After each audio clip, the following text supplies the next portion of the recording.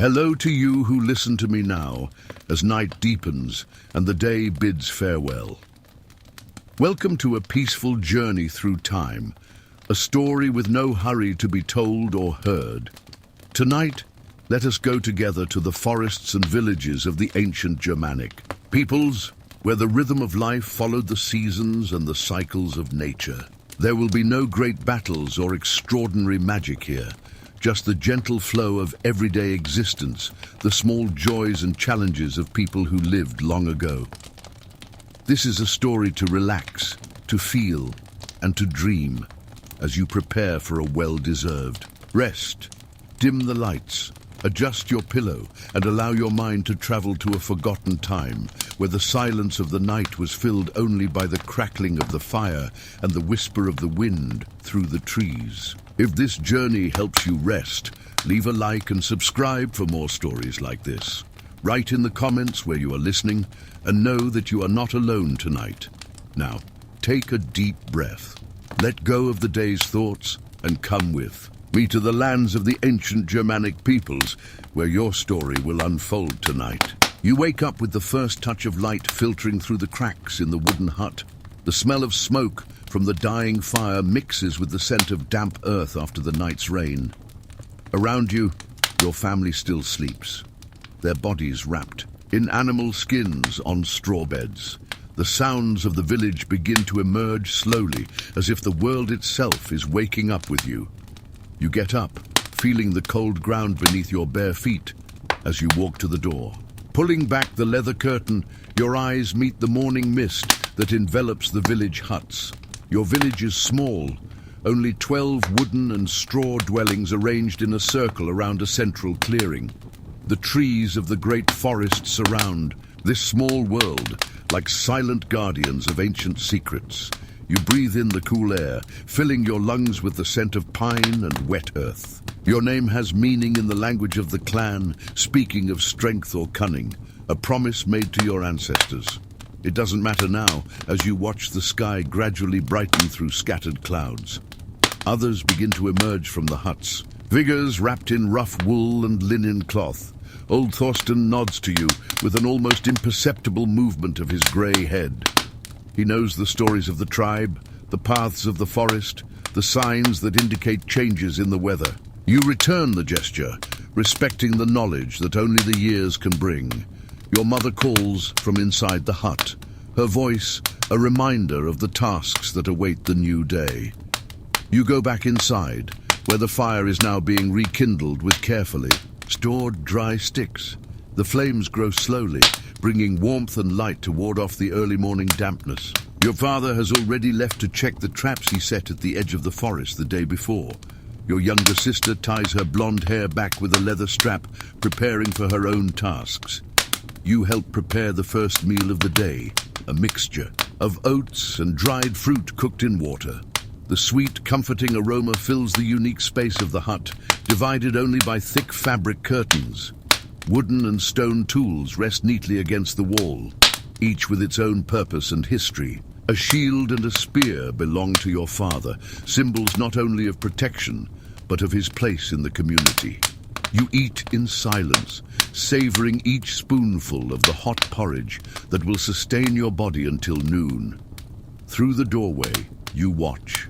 Village life come to life like a river beginning to flow. Women carry jugs of water from the nearby spring, their footsteps marking rhythms in the damp ground. Smaller children run between the huts, their laughter mingling with the morning bird song. Today is a day of work in the common fields, where rye and barley grow in neat rows. The harvest is still far off, but there are weeds to pull and fences to repair after the rains. After your meal, you prepare yourself, donning a linen tunic dyed with plants your mother knows. A leather belt girds your waist, where a small iron dagger is carried for multiple uses. You tie leather straps around your legs, protecting them from the heavy dew and thorny bushes. When you step outside again, the sun has risen above the trees, casting golden light over the village. The Thing will be held soon, the assembly where the free men of the village will make important decisions. But first, there is work too. be done. Contributions necessary for the well-being of all who share this place. You walk toward the fields, joining others who follow the same path between the spaced trees. There is no hurry in your steps, only the steady pace of those who know the value of every hour of daylight. The surrounding forest harbors dangers and blessings in equal measure, known through generations of experience. You notice wild boar tracks on the dirt path, fresh enough to merit mention to the hunters later. The wind carries the distant sound of a hammer on an anvil.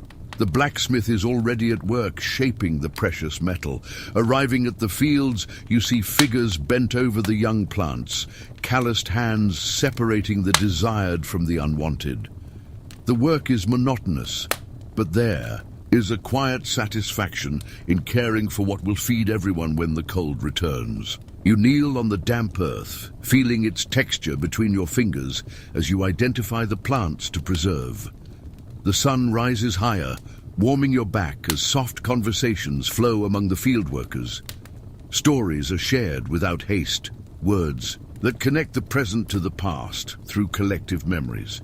You hear about harsh winters of times past, about signs that animals give before storms. There is wisdom in these simple words, knowledge passed down from father to son, from mother to daughter, through the generations.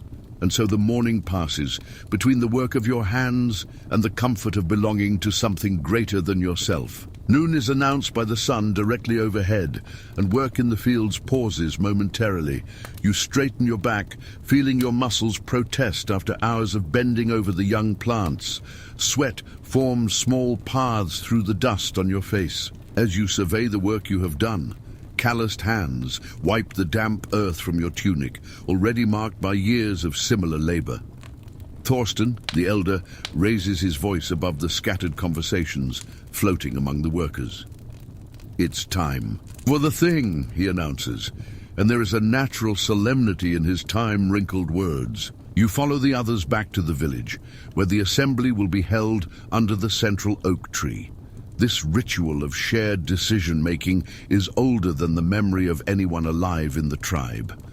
In the center of the village, tree trunks, polished, smoothed by generations of use, form a circle of makeshift seats. The women bring jugs of freshly fermented beer and dark bread to sustain the discussions. You find your place, neither too far forward nor too far back, respecting the clan's unspoken hierarchy. The elders sit in central positions, their grey beards moving gently in the breeze. Your father arrives from the woods carrying 2 hares, the successful fruit of the morning's traps. He hands the game to your mother before taking his place among the middle-aged men of the council. The murmur of conversation dies down as Gunnar, the elected chief, rises in the center of the circle. His presence carries the weight of responsibility, though he wears no crown or scepter to mark his position. Travelers have brought news, he begins, his clear voice reaching every corner of the assembly. You hear of other tribes on the move, of disputed lands beyond the distant mountains. These are not immediate threats, just information to be stored away like seeds for future decisions. The discussion moves on to more pressing matters. The distribution of the hunt, repairs to the communal fences. A dispute between 2 men over land boundaries is brought before the collective for judgment. You watch as each speaks in turn, without interruption, while beer circulates among the hands. Words are weighed carefully, for what is said in the thing becomes law by the force of consensus. Agreements are made with handshakes and oaths invoking the honor of family lineages.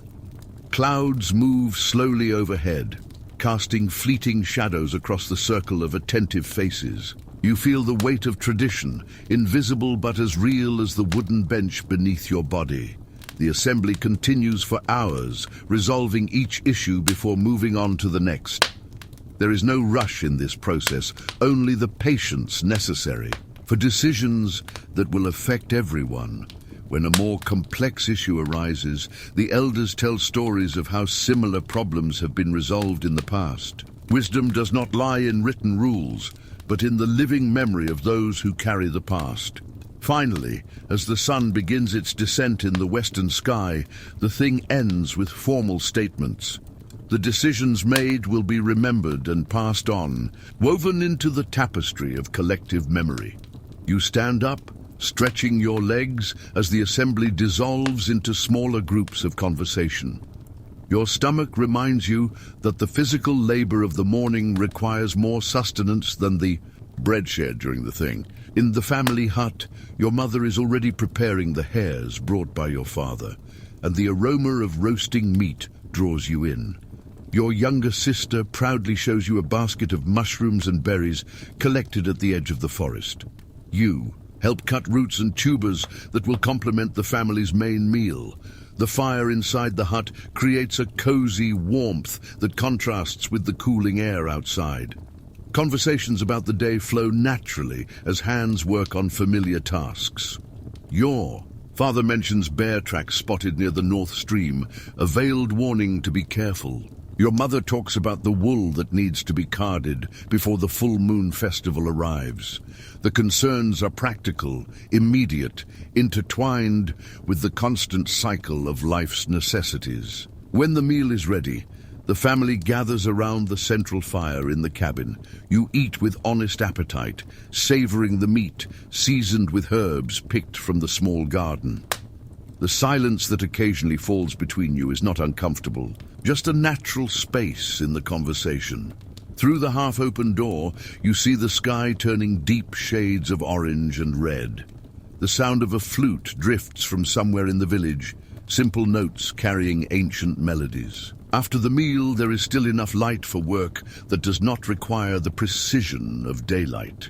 You pick up a knife and a piece of wood, continuing to carve a small figure you started days ago. Your hands know the way, slowly revealing the shape hidden within the raw material. Wood chips fall to the dirt floor as the figure of a wolf gradually emerges. Your father sharpens the tip of a new spear, the rhythmic scraping of stone against wood, marking the time. Your mother and sister work with wool, their skilled fingers transforming fibers into threads that will become fabric. Shadows grow inside the hut as the fire becomes the main source of light. Stories begin to be shared, ancient narratives that take on new nuances with each repetition. You have heard them all before, but you still find comfort in the familiar words, like a well-trodden path. They speak of ancestors, of harsh winters overcome, of alliances formed in times of need. The night deepens, and the sounds of the village gradually fade like a river finding its bed. Your sister falls asleep first, wrapped in furs near the comforting warmth of the embers. You continue your work on the sculpture until your eyes begin to protest against the dim light. When you finally lie down, the soft murmur of your parents' voices still floats through the air. Your eyes stare at the wooden beams of the ceiling, where shadows dance in ever-changing patterns. The day was like many before it, filled with work, purpose, and the security of routine. Tomorrow will bring its own tasks and moments, a new link in the endless chain of days. As sleep approaches, you listen to the nighttime sounds of the forest beyond the wooden walls. There is comfort in this constant cycle, in this belonging to a place and a people. And so, lulled by the soft crackling of the fire and protected by the invisible bonds of community, you fall asleep. Dreams of ancient forests and talking animals fade as the rooster's crow announces the new day. You wake before the others, the cabin still bathed in the bluish twilight of dawn. The air inside is thick with the scent of sleeping bodies, residual smoke, and slightly damp straw. For a moment, you remain motionless, feeling the comforting weight of the skins on your body. This is a time that is yours alone, a brief moment of stillness before the day demands your presence. You get up quietly, careful not to wake the family still resting. Outside, the morning mist envelops the village like a protective cloak woven by the spirits of the night. The cold penetrates your tunic as you walk to the small natural spring at the edge of the clearing. The icy water in your cupped hands fully awakens your senses to the new day. You wash your face and take a few sips, feeling the liquid purity descend your dry throat. The water here has a distinct taste, marked by the minerals from the deep, rocks and the fertile soil. Others begin to emerge from their huts, silent nods exchanged in respect for the morning quiet. Today you will help Hedda, the weaver, whose wrinkled hands still create the most beautiful patterns on fabric. She is a distant relative, a widow who now lives with her married daughter in the hut near the sacred oak tree. Learning from your elders is not a matter of choice, but an honorable obligation for all young people. You return briefly to the family hut for a quick meal of bread and goat cheese. Your mother is already awake, feeding the fire with precise movements of someone who has performed this task thousands of times. Few words are necessary between you. Understanding flows through familiar gestures and glances. With a nod, you leave again, heading for the hut where Hedda is already preparing her vertical loom. She smiles when she sees you, her eyes almost disappearing between wrinkles as deep as furrows in a plowed field. "Today we're going to dye the wool," she announces, pointing to baskets of raw wool stacked in the corner. You help carry the heavy baskets to the small stream that runs beyond the last huts. The path is marked by smooth stones and exposed roots that your feet know intimately. Hedda walks slowly beside you, collecting specific leaves and berries with eyes trained over decades. "This plant gives a deep blue like the night sky," she explains, showing you serrated pastel leaves. You watch closely, storing knowledge that one day could mean the difference between poverty and comfort. By the stream, large flat rocks serve as a natural work surface for the day's task. Hedda instructs you to build a small fire while she prepares. Large clay containers. The fire grows under your care, fed by dry wood collected on the way there. Smoke rises in grey wisps against the brightening sky, carrying the scent of resin and burnt moss. Water from the stream fills the containers where Hedda mixes the collected plants with ashes and fermented urine. The smell is strong but natural, part of the process that transforms simple fiber into valuable fabric. You help dip the wool bundles into the different cauldrons using long wooden sticks.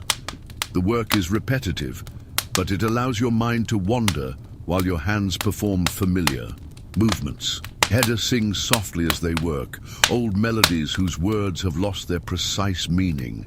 The sound mixes with the bubbling of the water in the containers and the constant murmur of the nearby stream. "When my grandmother was young," Hedda begins, "our people still migrated with the herds in the summer." Her stories unfold like the threads she weaves, connecting the present to past generations. You hear about ancient trade routes, about encounters with other peoples beyond the distant mountains. The hours pass as the wool absorbs colors. Pastel, blue, red from madder roots, yellow from apple peel. The sun rises higher, warming your back as you work in harmony with the old weaver.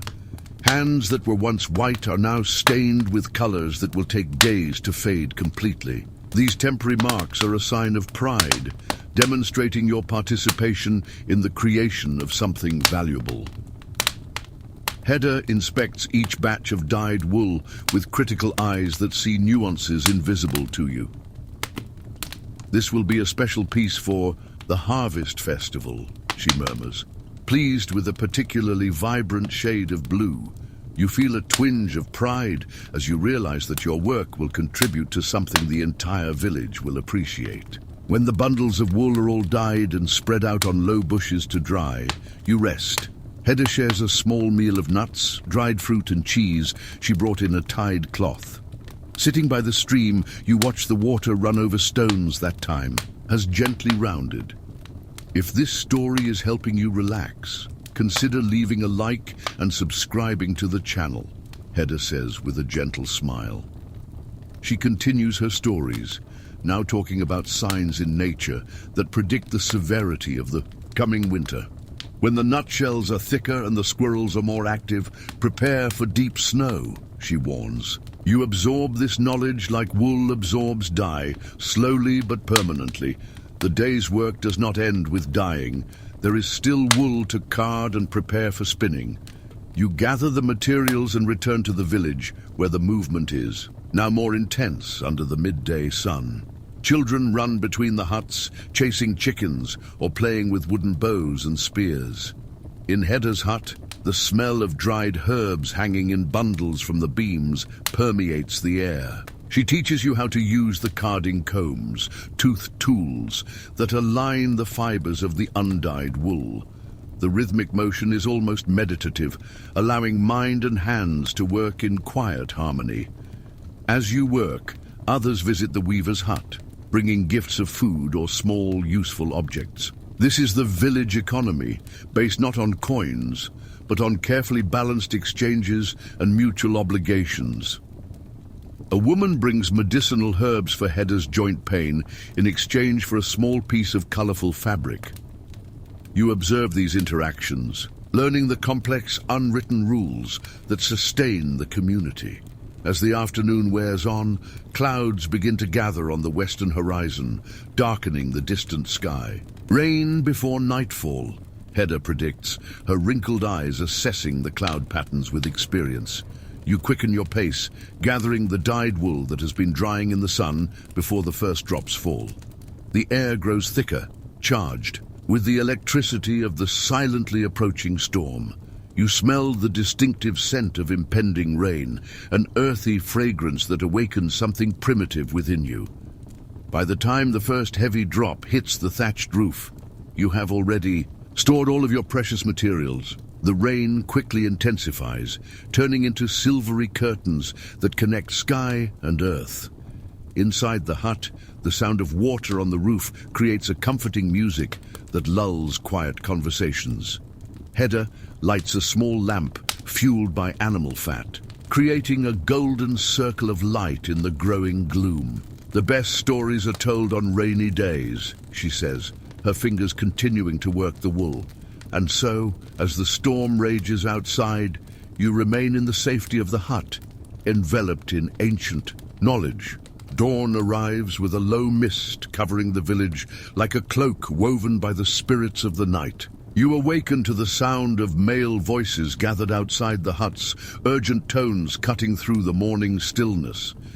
Your father is already gone, his place on the straw bed empty and cold to the touch of your curious fingers. You rise quickly, dressing in the tunic from the day before, still damp from hanging near the fire.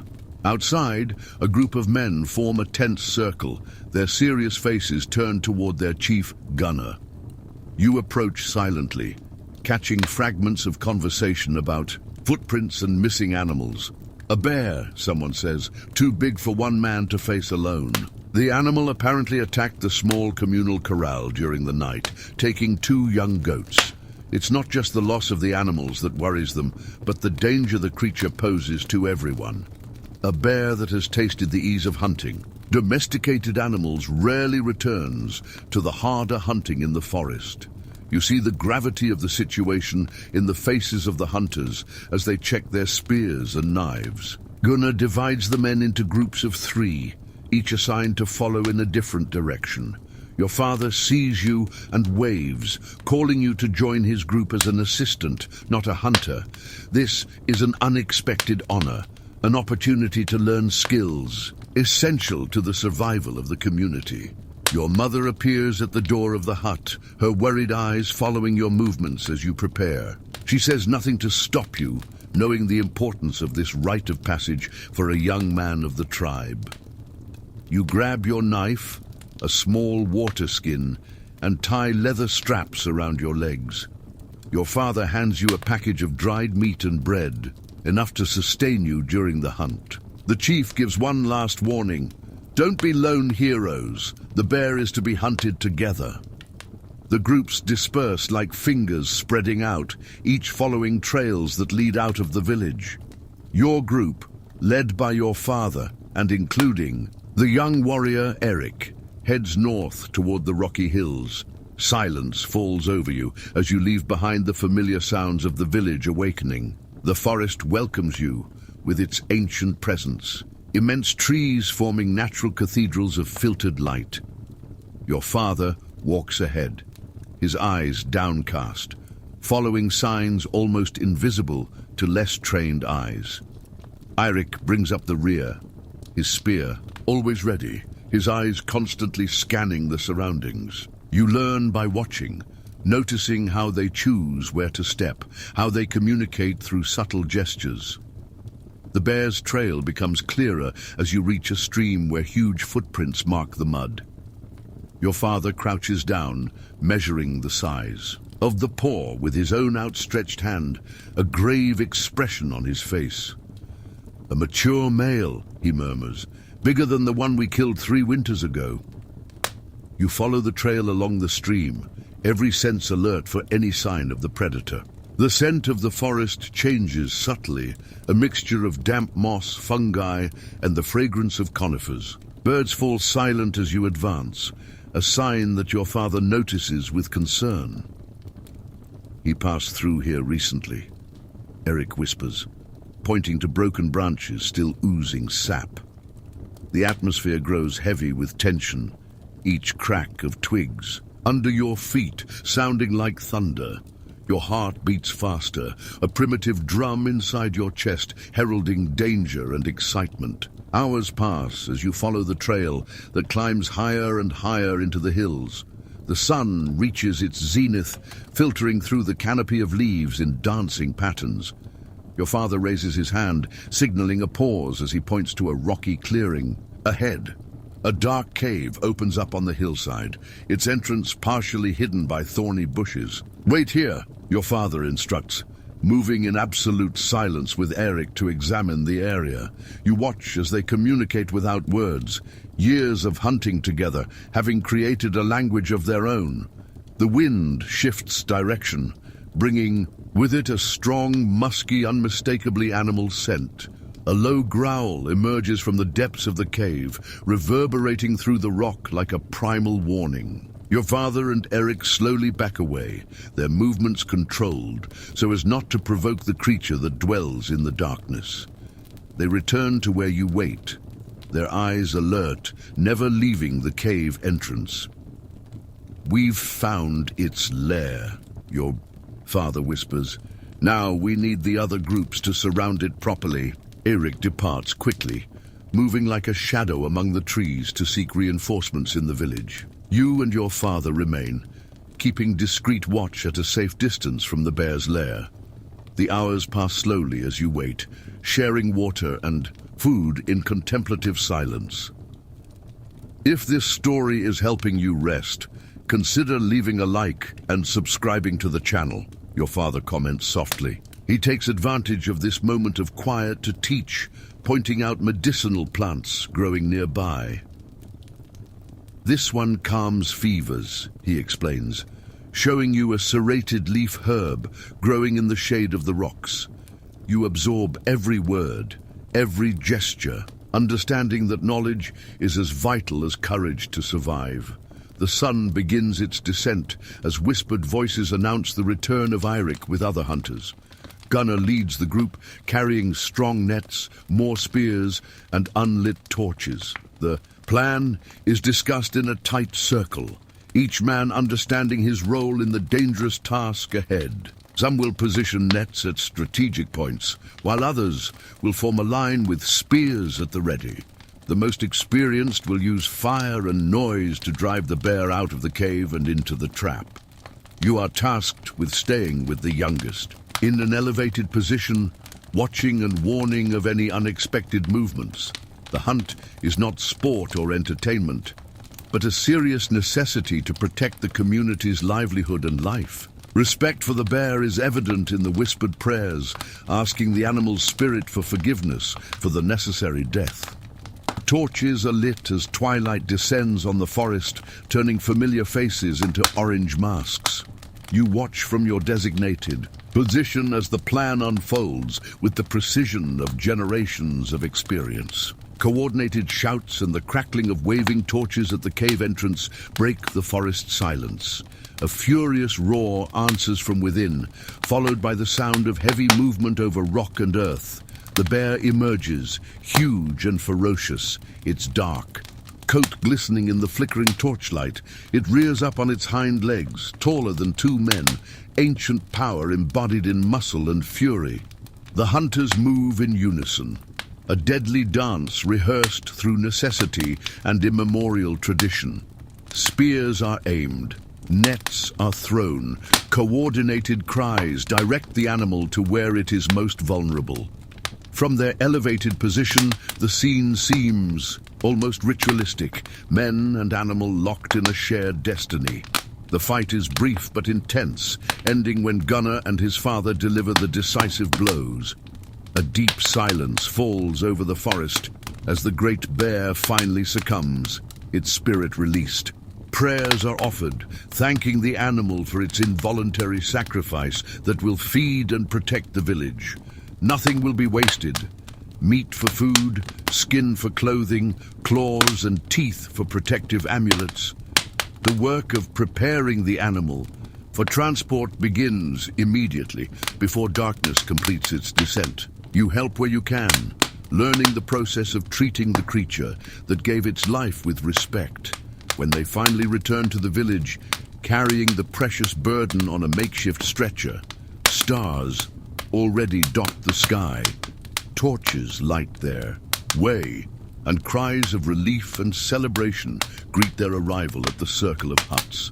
Tonight there will be a celebration, not of victory over an enemy, but of gratitude for the restored balance. The entire village gathers around the great bear they have slain, eyes wide at the creature's size. Torches surround the central space, creating a golden circle of light against the surrounding darkness. The women are already preparing large containers to collect the blood and preserve the valuable meat. Gunnar raises his hands, silencing the excited buzz of voices commenting on the successful hunt. "We honor the spirit of the bear," he declares, his voice carrying the weight of ancestral tradition. A quick ceremony follows, ancient words thanking the animal for the sacrifice that will sustain many. You watch, still feeling the residual adrenaline rush in your veins after the dangerous chase. Old Thorsten approaches the bear with slow steps, his body bent by years of existence. He cuts a small piece of the animal's heart, offering it to the starry sky with whispered words. This act ensures that the bear's spirit will return to the eternal forests without resentment. The serious work then begins, transforming the hunted animal into resources that will benefit the entire community. Women experienced in tanning already examine the magnificent skin, planning how to make the best use of it. Younger hunters watch intently as the elders remove the skin with respectful precision. You are called to help, your hands guided by your fathers in careful movements with the sharp knife. The strong smell of the animal fills the air, mingling with the aroma of smoke from the torches. Nothing will be wasted. Every part of the bear has a purpose. Meat, fat, organs, bones, teeth, and claws. The village works together as a single organism, each person knowing their role in this task. The skin is stretched over a wooden frame, the first step in a process that will take weeks. Experienced women store the fat in special containers, a valuable medicine for the coming winter. The bones will be turned into tools and adornments, the claws into amulets for protection and courage. A larger fire is lit, and specific cuts of meat are prepared for the communal meal. The aroma of meat slowly roasting over the coals awakens a primal hunger in everyone present. Children watch with wide eyes, learning about the direct connection between hunting and survival. You realize how this moment unites the village, strengthening invisible bonds stronger than any rope. The night wears on as the work continues, illuminated by torches and the knowledge passed down through generations.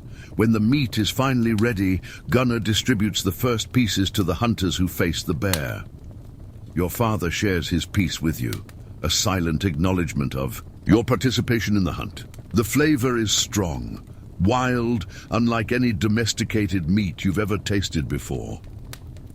Hedda, the old weaver, approaches with a small pot of wild honey to accompany the meal. To sweeten the victory, she says with a smile, her eyes reflecting the dancing flames.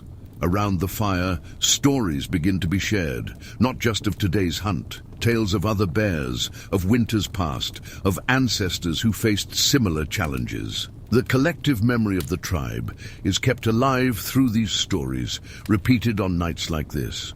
The traveler who arrived yesterday watches with interest, absorbing customs he can report back to other villages. He eventually joins in the stories, sharing tales of hunts in his own distant lands. Tribal differences diminish in the face of shared experiences, mutual respect growing through understanding. The hours pass unhurriedly, time marked only by the gradual descent of the moon in the western sky. Children fall asleep in their parents' laps or on blankets near the comforting warmth of the central fire. Your body finally begins to feel the accumulated fatigue of the extraordinary day that is now ending. Your mother notices your heavy eyes and makes a discreet gesture indicating that it is time to rest. You say goodbye with respectful nods to the elders before heading to the family hut. Inside, the low fire creates a shelter of soft light against the complete darkness of the night. Your sister is already fast asleep, her young face relaxed in dreams you can only imagine. You lie down on your straw bed, your body exhausted, but your mind still filled with images.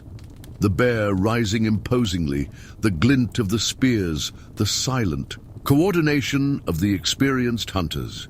Important lessons have been learned today, not through words, but through direct observation of life. You understand more clearly your place in the complex web that forms the community's existence. Gradually, exhaustion overcomes excitement, your thoughts becoming slower and more disconnected.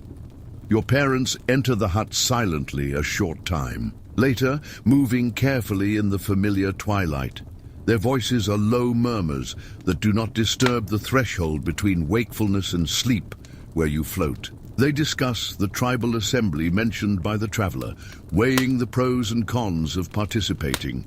Your eyes close completely, your last conscious thought, one of gratitude for the safety of home. Dawn brings a new perspective, the excitement of the hunt now replaced by practical tasks. You wake up to the smell of meat being prepared, an unusual luxury for the daily breakfast. Your body aches in unexpected places, muscles tested in new ways during yesterday's chase. Outside, the village is already working on the meticulous processing of every part of the large bear that was killed.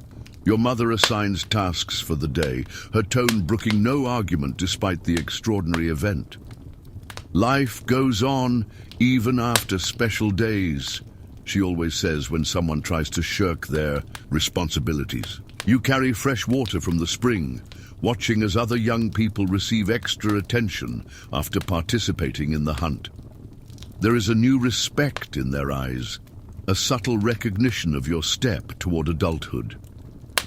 The day's work is briefly interrupted when Gunnar calls a special thing at noon. The circle forms under the great oak tree, where important decisions are traditionally discussed and made. The traveler has brought us news of the great tribal assembly, Gunnar begins, his voice carrying natural authority. He explains the importance of the meeting that will take place on the next full moon beyond the eastern hills. Representatives must be chosen, gifts prepared, alliances carefully considered before departure. You listen with renewed attention, understanding that such gatherings shape the future of the entire community. Your father is named among those who will represent the village, an honor based on wisdom and experience. There is open discussion, as always at the thing, every adult voice entitled to express concerns or support. Consensus is reached gradually, like water finding its natural path between the stones of a stream. With decisions made, the thing ends, and everyone returns to their previously interrupted work. You seek out your father before he leaves, curiosity overcoming your usual silent respect. "May I accompany you to the assembly?" you ask, surprising yourself with the boldness of the request. Your father considers for a moment, his eyes assessing something beyond your youthful appearance. "I'll talk to your mother and Gunner," he replies finally, neither a promise nor a definitive refusal. This response is more than you expected, a possibility that ignites excitement in your chest. The idea of seeing other tribes, other customs, learning paths beyond the familiar forest is intoxicating. You return to your tasks with renewed energy, determined to prove your worth in the days to come. The rest of the day is spent preparing meat for smoking, a process that will preserve the precious food. Special wooden structures are erected to hold the meat over controlled smoke fires. You work side by side with experienced warriors, absorbing practical knowledge through careful observation. The aroma of smoking meat mingles with specific herbs added for flavor and preservative properties. The work is monotonous but vital, yet another expression of knowledge accumulated through countless generations. As the sun begins its descent on the western horizon, your hands are impregnated with the smell of work. You wash them carefully in the stream, watching your reflection ripple on the surface of the flowing water. The face staring back at you seems slightly different, as if the experience of the hunt has left invisible marks. "You look pensive," says a voice, and you turn to find Freya, the blacksmith's daughter. She has always had a distinctive presence in the village, her clear eyes observing more than revealing. "Just considering changes," you reply, unsure how to express the internal transformations you feel. Freya smiles at your answer, her eyes reflecting the evening sky like calm water. "Change is like the seasons, inevitable and necessary," she says, sitting down on the rock near the stream. Her fingers play with reeds at the water's edge, weaving them into patterns that seem to emerge effortlessly. "They say you took part in the bear hunt," she continues, her eyes now fixed on her handiwork. You nod in confirmation, suddenly aware of the space between you on the shared rock. Freya is your age, perhaps a year older, the only child of the blacksmith Bjorn and his late wife. She learned her father's trade, something unusual but accepted due to her undeniable talent with metals. The silence that falls between you is not uncomfortable, just contemplative, like the flow of the stream itself. "I hear your father is going to the Great Assembly," she finally says, looking directly at you now. "I hope to accompany him," you reply, the possibility still vibrating with excitement in your chest. Freya nods in approval, her fingers completing a small reed sculpture that looks like a bear. "My father is going too, to exchange tools and knowledge with blacksmiths from other tribes." She offers you the small plant sculpture, a simple gesture that carries unspoken meanings. You accept the gift, feeling an inexplicable warmth rise from your neck to your cheeks. "To remember courage," she says, rising in a movement as fluid as flowing water. Before you can respond properly, she is already walking away, her golden hair catching the last rays of sunlight. You remain seated. For a while, the reed bear between your fingers, your thoughts flowing aimlessly. Twilight envelops the forest in elongated shadows as you finally return to the village. Golden lights shine through cracks in the huts, signaling families gathered for their evening meal. In your family hut, your parents talk in low voices that cease when you cross the doorway. "We were discussing the assembly," your father announces, exchanging a meaningful glance with your mother. Your heart races slightly as you wait for the verdict that will determine the next few days. "You will accompany us," he continues, "as an apprentice and observer, not as a representative yet." Joy explodes silently inside you, contained only by the decorum expected in the presence of your elders. Your mother adds practical conditions, a list of responsibilities that accompany the privilege granted. Hedda will need help preparing the fabrics we will take as gifts, she explains. You agree immediately, willing to take on any task that will solidify your participation in the journey. During the meal, your parents share information about what to expect at the large tribal gathering. Many Germanic tribes will be present, some with customs and dialects significantly different from your own. Alliances will be discussed, disputes resolved, marriages arranged between families from different villages. Trade will take place continuously, goods and knowledge exchanged, for the mutual benefit of the participating communities. Learn by watching, speak only when asked directly, his father advises him seriously. The excitement of the upcoming trip makes it difficult to concentrate on the evening's routine tasks. His mind wanders to unknown lands, while his hands automatically help with the cleanup after the meal. When he finally lies down to sleep, dreams of unexplored paths occupy his restless rest. The next dawn brings a renewed awareness of how much work precedes the planned journey. Your mother sends you again to assist Hedda, this time in the specific preparations for the assembly. The old weaver is already at work when you arrive, her hands moving with precision despite her swollen joints. Ah, my young apprentice returns, she smiles, pointing to a pile of dyed wool awaiting processing. Today you will learn the final art of weaving, watching as threads transform into meaningful patterns. Hedda explains that each design tells a story, ancient symbols that carry messages to other clans. This pattern speaks of a good harvest. She points to a complex interweaving of red and gold threads. Her hands guide yours, showing you how to pass the shuttle between the vertical threads stretched across the loom. There is a song in the rhythm of the weaving, soft beats marking time like distant drums. The whole day passes this way, your fingers gradually learning movements that seem simple but are not. Hedda shares stories of past assemblies, of alliances, formed and broken, of big decisions made. The last great meeting took place after the brutal winter, when many clans lost members to starvation. You listen intently, absorbing historical knowledge as important as the technical skills being learned. Other young people are also preparing for the journey, each with specific responsibilities assigned by the elders. As the afternoon wears, Freya appears at the entrance to Hedda's hut, carrying small metal objects.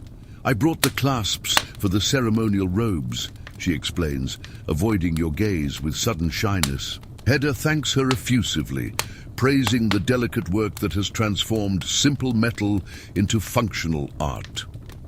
You examine the clasps, admiring the intertwining patterns that mirror those of the fabric being prepared. One piece complements the other, Hedda remarks, her ancient eyes moving between you and Freya. A moment of meaningful silence hangs in the air before the conversation returns to practical preparations. Freya leaves shortly after, leaving behind the subtle scent of forge and wildflowers. Hedda smiles to herself, her hands never stopping their work as she murmurs old, almost forgotten songs. The work continues until the daylight begins to fade, making detailed weaving impossible. You return to the family hut with new skills and thoughts that wander beyond the known horizon. Your mother greets you with a new tunic, woven especially for the important journey ahead. So that you may represent our family with dignity, she explains, quiet pride coloring her voice. The garment is simple but finely crafted, with small details that identify your clan and lineage. You try it on, feeling the symbolic weight of the responsibility that comes with such gifts. Your father watches with silent approval, his eyes communicating expectations that words could not adequately express. The following week passes in continuous preparations, each day bringing new tasks related to the journey. Provisions are prepared, weapons polished, gifts carefully wrapped in protective fabrics for transport. You divide your time between Hedda, completing the ceremonial fabrics and training with basic weapons. Your father insists that you learn to properly wield a shield and spear before you leave. Not to fight, but to show that you can defend yourself if necessary, he explains. The training is rigorous, leaving your muscles sore and your hands blistered, which soon harden into calluses. There is a strange satisfaction in this discomfort, each pain a reminder of growth and the changes to come. The evenings are filled with more deliberate stories now, lessons about other tribes and their customs. You learn about taboos to avoid, necessary gestures of respect, words of greeting in different dialects. Your mother teaches you essential phrases, their pronunciation carefully corrected until they sound natural on your tongue. Knowledge is protection, she repeats often, especially among those who do not share our blood.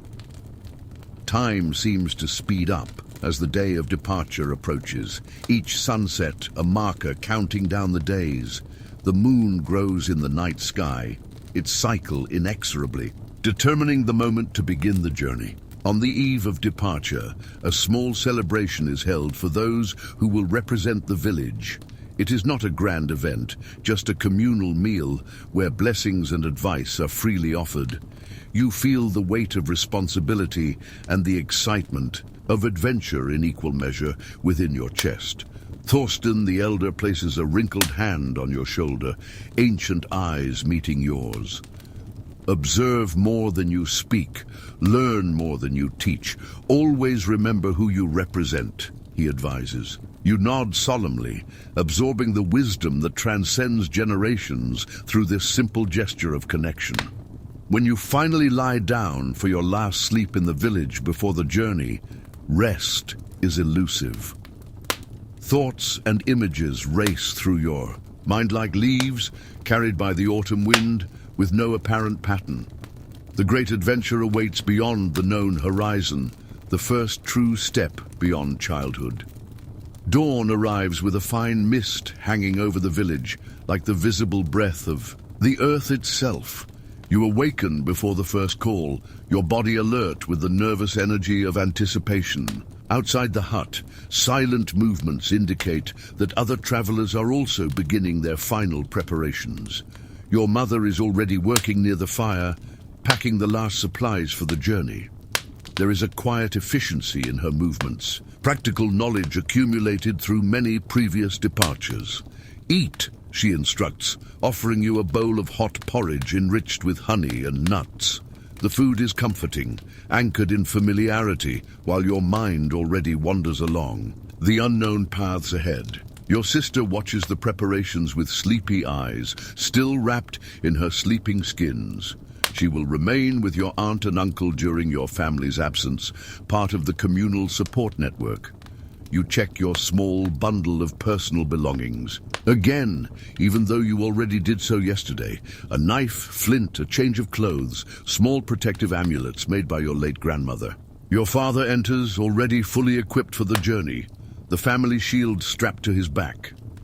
It's time, he says simply, his expression a mixture of determination and controlled expectation. The farewell hugs are brief but heartfelt.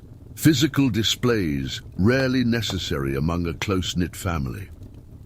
Return to us, your mother says, ritualized words that carry the weight of ancient prayers.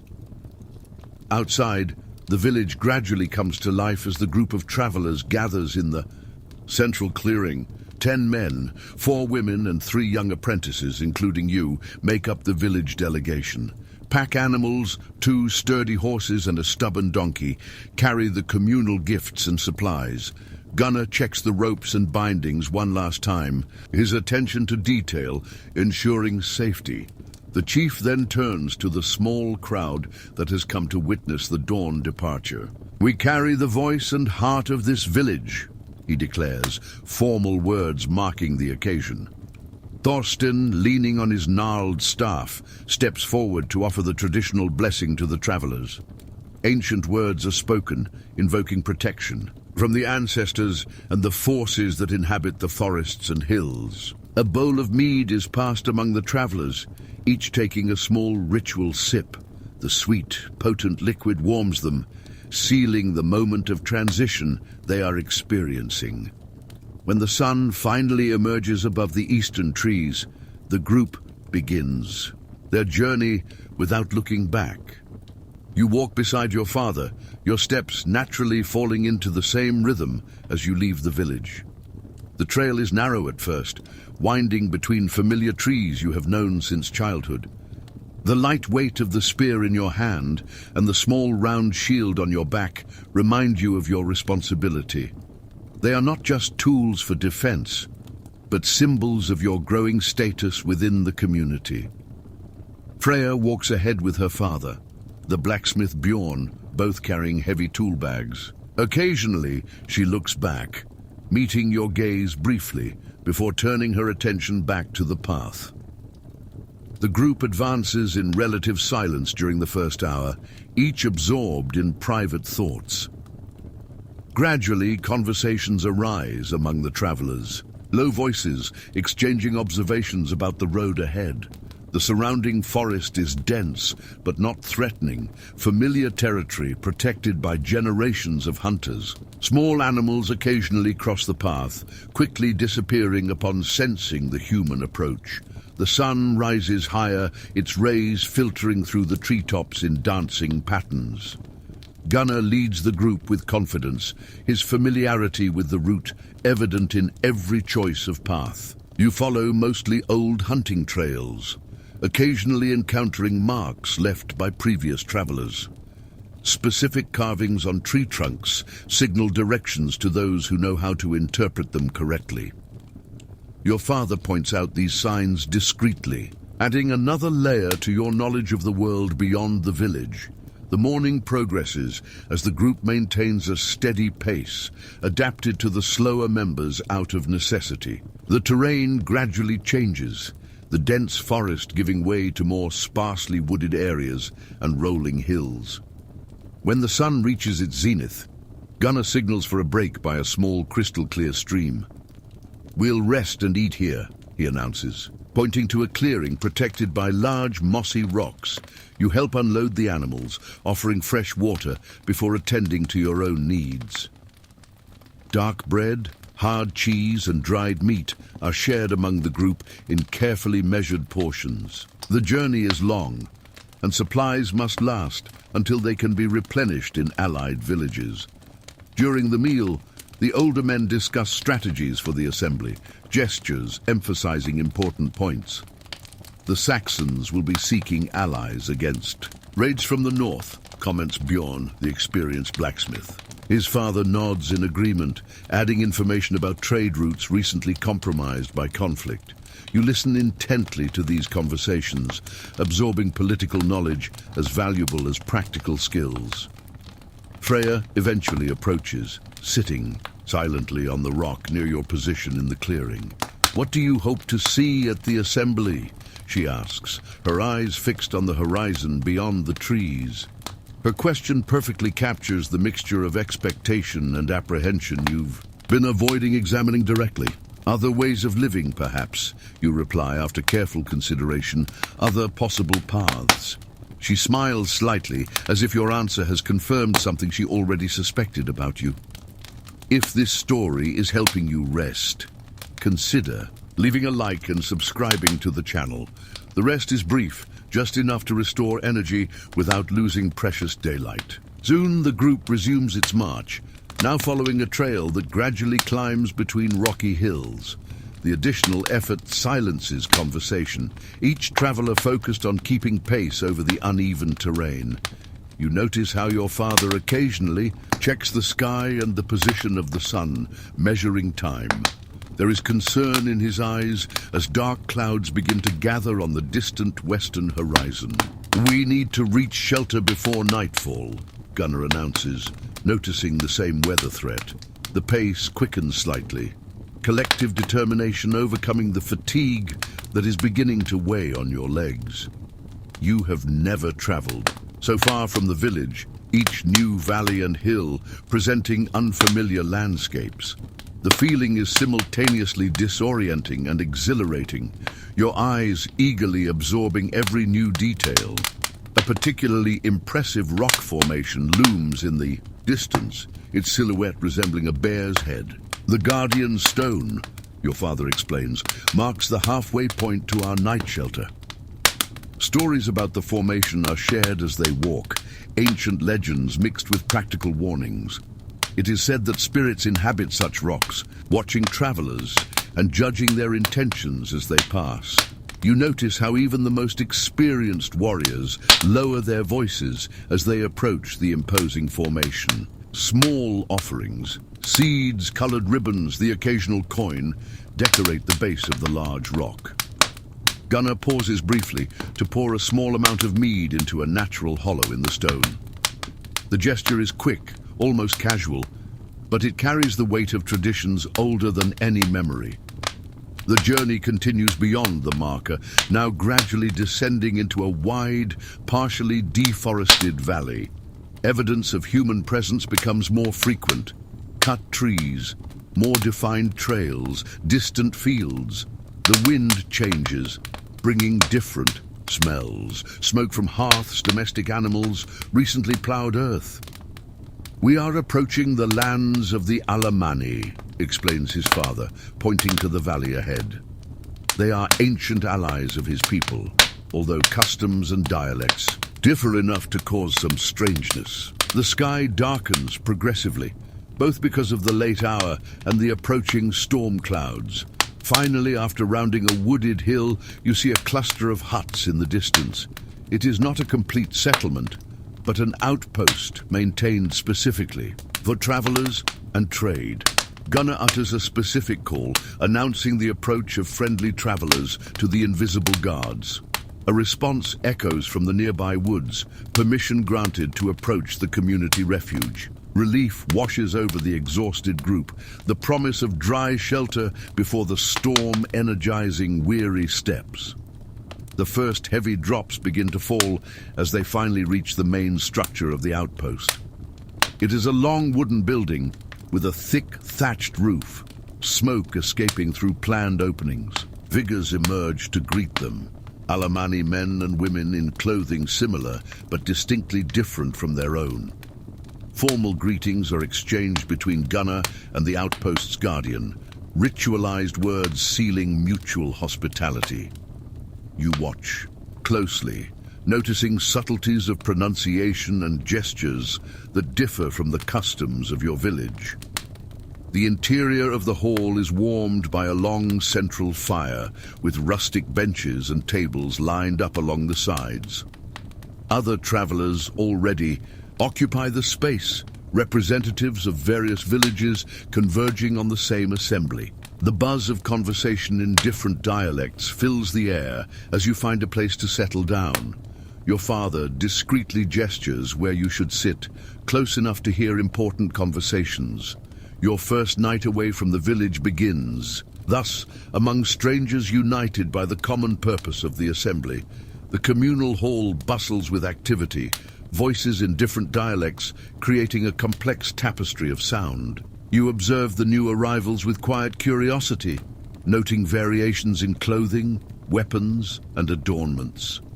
Some bear elaborate tattoos on their faces and arms, tribal markings that tell stories without words. Others wear amulets and symbols different from yours, spiritual protections adapted for other forests and mountains. Your father talks quietly with stern-looking warriors, exchanging information about paths and dangers. The gatekeeper, a man named Alaric, distributes strong beer in rough wooden mugs. You receive your portion with both hands, a gesture of respect learned specifically for this journey. The taste is different from the beer in your village, more bitter with hints of unfamiliar herbs. Freya settles down on the bench next to you, her eyes alert, absorbing every detail of the strange environment. So many different dialects, she murmurs, leaning slightly forward to be heard above the general hubbub. You nod in agreement, identifying at least 3 linguistic variations in the conversation closest to you.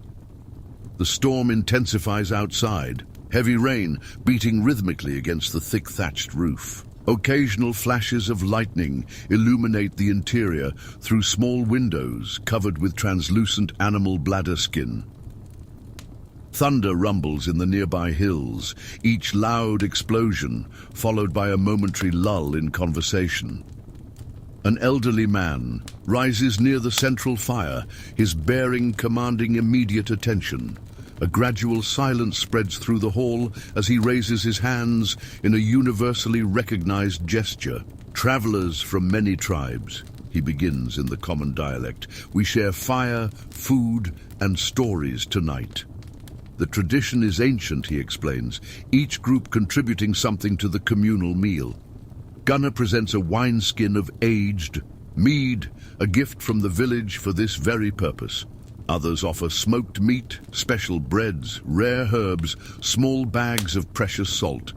The food is collected by young assistants to the guardian, and preparations begin for the shared meal. The old man continues speaking, now announcing that each group must introduce itself through a story. To know those with whom we travel, we must first hear the voices of their ancestors. This tradition is new to you, and sudden anxiety grips your chest at the prospect of performing. Your father leans reassuringly, whispering that Gunnar will be your group's designated storyteller. Relief washes over you, allowing you to relax again and watch the ritual with renewed interest. The first storyteller is a tall, swavy warrior, ritual scars decorating his angular face. His story tells of a great migration, famine overcome, and mighty rivers crossed with collective determination. His melodious voice carries genuine emotion as he describes children carried on shoulders through treacherous swamps. You realize how each story serves a purpose beyond entertainment. They are declarations of tribal identity. Other narratives follow, some brief and direct, others elaborated with dramatic gestures and modulated voices. When it is Gunnar's turn, he rises with a quiet dignity that represents his village well.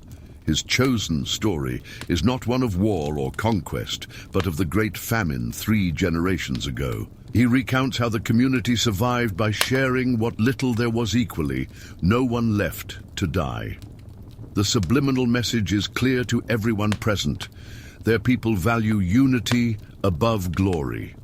You observe the reactions on the faces around you, some nodding in approval, others maintaining neutral expressions. Tribal politics are complex, you realize, communicated as much by what is said as by what is left unsaid. When all the stories have been shared, the atmosphere in the hall shifts to something more relaxed. The communal meal is served, diverse, flavors combining in ways both strange and pleasing to the palate. You sample meats prepared with unfamiliar spices, breads with textures different from those produced at home. Conversation flows more freely now, initial barriers broken down by the shared ritual of stories and food. A younger man from another tribe approaches, introducing himself as Wodek of the eastern Marcomanni. His accent is strong but understandable, his curiosity evident in his questions about your distant village. You respond carefully, remembering your father's advice about sharing information with strangers. Wodek seems satisfied with your measured answers, offering stories of his own lands in return. He describes mountains so high they touch the clouds, deep valleys where mist lingers even at midday. Your imagination captures these images, expanding your known world with each word from the stranger. Freya joins the conversation, her questions focused on metalworking techniques practiced among the Marcomanni. A lively discussion about furnaces and metal alloys develops, technical terms overcoming language barriers. You watch as she transforms in these conversations, confidence radiating from her like the heat of a live fire. The night progresses, stories and information exchanged around the fire as the storm continues outside. Gradually, weary travelers begin to prepare sleeping spaces in the far corners of the hall. Gunnar organizes watch shifts among the men in the group, a standard precaution even in friendly shelters. Your shift will be the first in the morning, shared with Eric before the camp fully awakens. You prepare your sleeping space near your father's, unrolling a simple blanket on the straw. The murmur of conversation gradually subsides, replaced by the crackling of the fire and deep, sleepy breaths. Lying in the relative darkness, you reflect on everything you have experienced on this first day of your journey. New words learned, faces memorized, stories absorbed like seeds planted in the fertile soil of your mind. The world suddenly seems larger and more complex than you ever imagined from inside the village. So many different ways of living, of speaking, of understanding the same skies that cover everyone. You wonder what the assembly itself will be like. If today was just a limited sample, sleep comes gradually, lulled by the rhythmic sound of rain and the warmth of nearby bodies. Fragmented dreams mix familiar faces with new ones encountered today, stories intertwining in strange patterns. Awakening comes abruptly with a firm tap on the shoulder, Eric signaling that your watch has begun. Momentary disorientation quickly disappears as you remember where you are and what your immediate responsibility is. You rise silently, careful not to disturb those still sleeping soundly around you. The central fire has been reduced to pulsing embers, casting dancing shadows on the rustic walls of the shelter. Outside, the storm has passed during the night, leaving behind washed-out air and a brightening sky. You take up your position near the entrance, throwing on your hands more as a symbol than out of real need. Eric takes the opposite side, nodding, briefly before turning his watchful attention back to the outside. The first rays of sunlight appear on the horizon, painting distant clouds with intense shades of amber. This moment between night and full day carries a special stillness, as if the world is taking a deep breath. You watch the camp gradually awaken around you, preparations for the continuation of the journey beginning methodically. Alaric the Guardian is the first to be fully active, rekindling the central fire for the morning meal. Other travelers emerge from their resting places in a sequence that seems choreographed by ancient habit. Your father joins you briefly, satisfaction in his eyes at finding you properly fulfilling your duty. "Did you learn anything last night?" he asks, his gaze assessing both your answer and your posture. You share observations about tribal differences you've noticed, potentially useful information gathered from peripheral conversations. He nods approvingly, adding details you missed in the more subtle interactions between leaders. Watch for alliances forming even before the official assembly, he advises before walking away. Simple meals are prepared and consumed quickly, different groups synchronizing for an almost simultaneous departure. Gunner checks supplies and equipment again, rearranging loads on the animals for optimal balance. You help where necessary, your body more rested than you expected after a night in makeshift accommodations. "The road ahead will be steeper," explains Gunner, crossing a narrow passage between rocky hills. Everyone checks their footwear and leg protection, aware that difficult terrain does not forgive inadequate preparation. Farewells are exchanged with other groups, some following different routes to the same final destination. Wodek, the Markamani who spoke with you the night before, promises to meet you again at the Great Assembly. Freya remains close as you begin the day's journey, her father Bjorn discussing routes with Gunnar. "Did you sleep well?" she asks, casually, though something in her tone suggests interest beyond courtesy. You confirm, returning the question as you adjust your pace to the rhythm set by the group. Conversation flows naturally between you now, familiarity growing through the shared experience of the journey. The sun rises higher in the sky as the group advances through the landscape transformed by the night's rain. Occasional puddles reflect the intense blue above, small temporary mirrors marking the winding path. Wildflowers seem to have sprung up overnight, vibrant colors dotting the predominant green. Your second day of travel begins like this, your steps always directed forward toward the promising unknown. The path narrows as you advance, trees giving way to rocky slopes on both sides.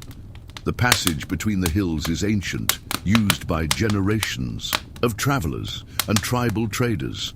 Discrete marks on the rocky outcrops indicate directions and warnings for those who know how to interpret them. Gunnar occasionally pauses to examine these simple runes, confirming the route with silent nods. The terrain now challenges your feet, loose stones demanding constant attention to avoid painful twists. Your body adapts to the rhythm of the walk, muscles gradually warming up until they move almost without conscious effort. The column of travelers stretches out naturally, each finding their own balance between speed and caution. You keep your position close to the center, attentive to the movements of the more experienced travelers ahead. The sun rises higher, its heat intensified by the natural corridor formed by the rock walls. Sweat trickles down your forehead, a salty taste reaching your lips as you run your tongue over them. The water in your wineskins becomes more precious. With each passing hour, sips carefully measured to last. In the distance, the cry of a bird of prey echoes between the rock walls, its sound amplified by the space. His father points upward, where a large hawk circles slowly, its wings motionless, as it takes advantage of thermal currents. A good omen, murmurs Bjorn, the blacksmith, his voice carrying the weight of shared superstition. No one disagrees, even the most pragmatic respecting signs considered important by generations of ancestors. The passage gradually widens, after midday, opening up to an unexpectedly green valley. The sight of open space after hours between confined walls brings a collective sigh of relief.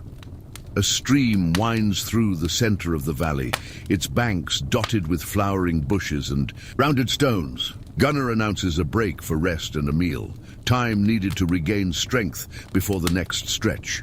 You help unload the animals, offering them fresh water and a chance to graze on the lush vegetation. The meal is simple but satisfying, appetites whetted by the morning's walk under the intense sun. Conversations break out in small groups, voices more relaxed now that the difficult stretch is behind them. Freya sits nearby, unrolling a piece of leather that protects the precision tools of her trade. I need to check the clasps on the ceremonial. Cloaks, she explains, her skilled fingers examining the wrought metal. You watch with genuine interest, admiring the precision with which she handles tweezers and small hammers. There is beauty in the movement of hands that know their purpose, whether weaving, forging, or cultivating. Each piece tells a story, she continues, pointing out almost imperceptible symbols engraved in the polished metal. You recognize some patterns from Hedda's weavings, an intentional connection between the work of different artisans. So that our gifts speak with one voice, Freya explains, noticing your silent understanding. This moment of calm is interrupted when Eric abruptly returns from an exploratory patrol ahead. His expression is controlled, but tense, his voice low as he reports his findings to Gunnar. Recent tracks from a large group not following the traditional paths, you hear him say. The information spreads quickly among the travelers, faces becoming more serious, hands discreetly checking weapons. Gunnar gathers the most experienced men, a mental map of the territory shared through gestures and whispers. Your father returns to where you wait, precise instructions replacing the relative freedom of the morning. Stay close to the pack. Animals protect the gifts above all else, he orders calmly. You understand the seriousness of the situation without needing alarming explanations. Border territories always bring uncertainty.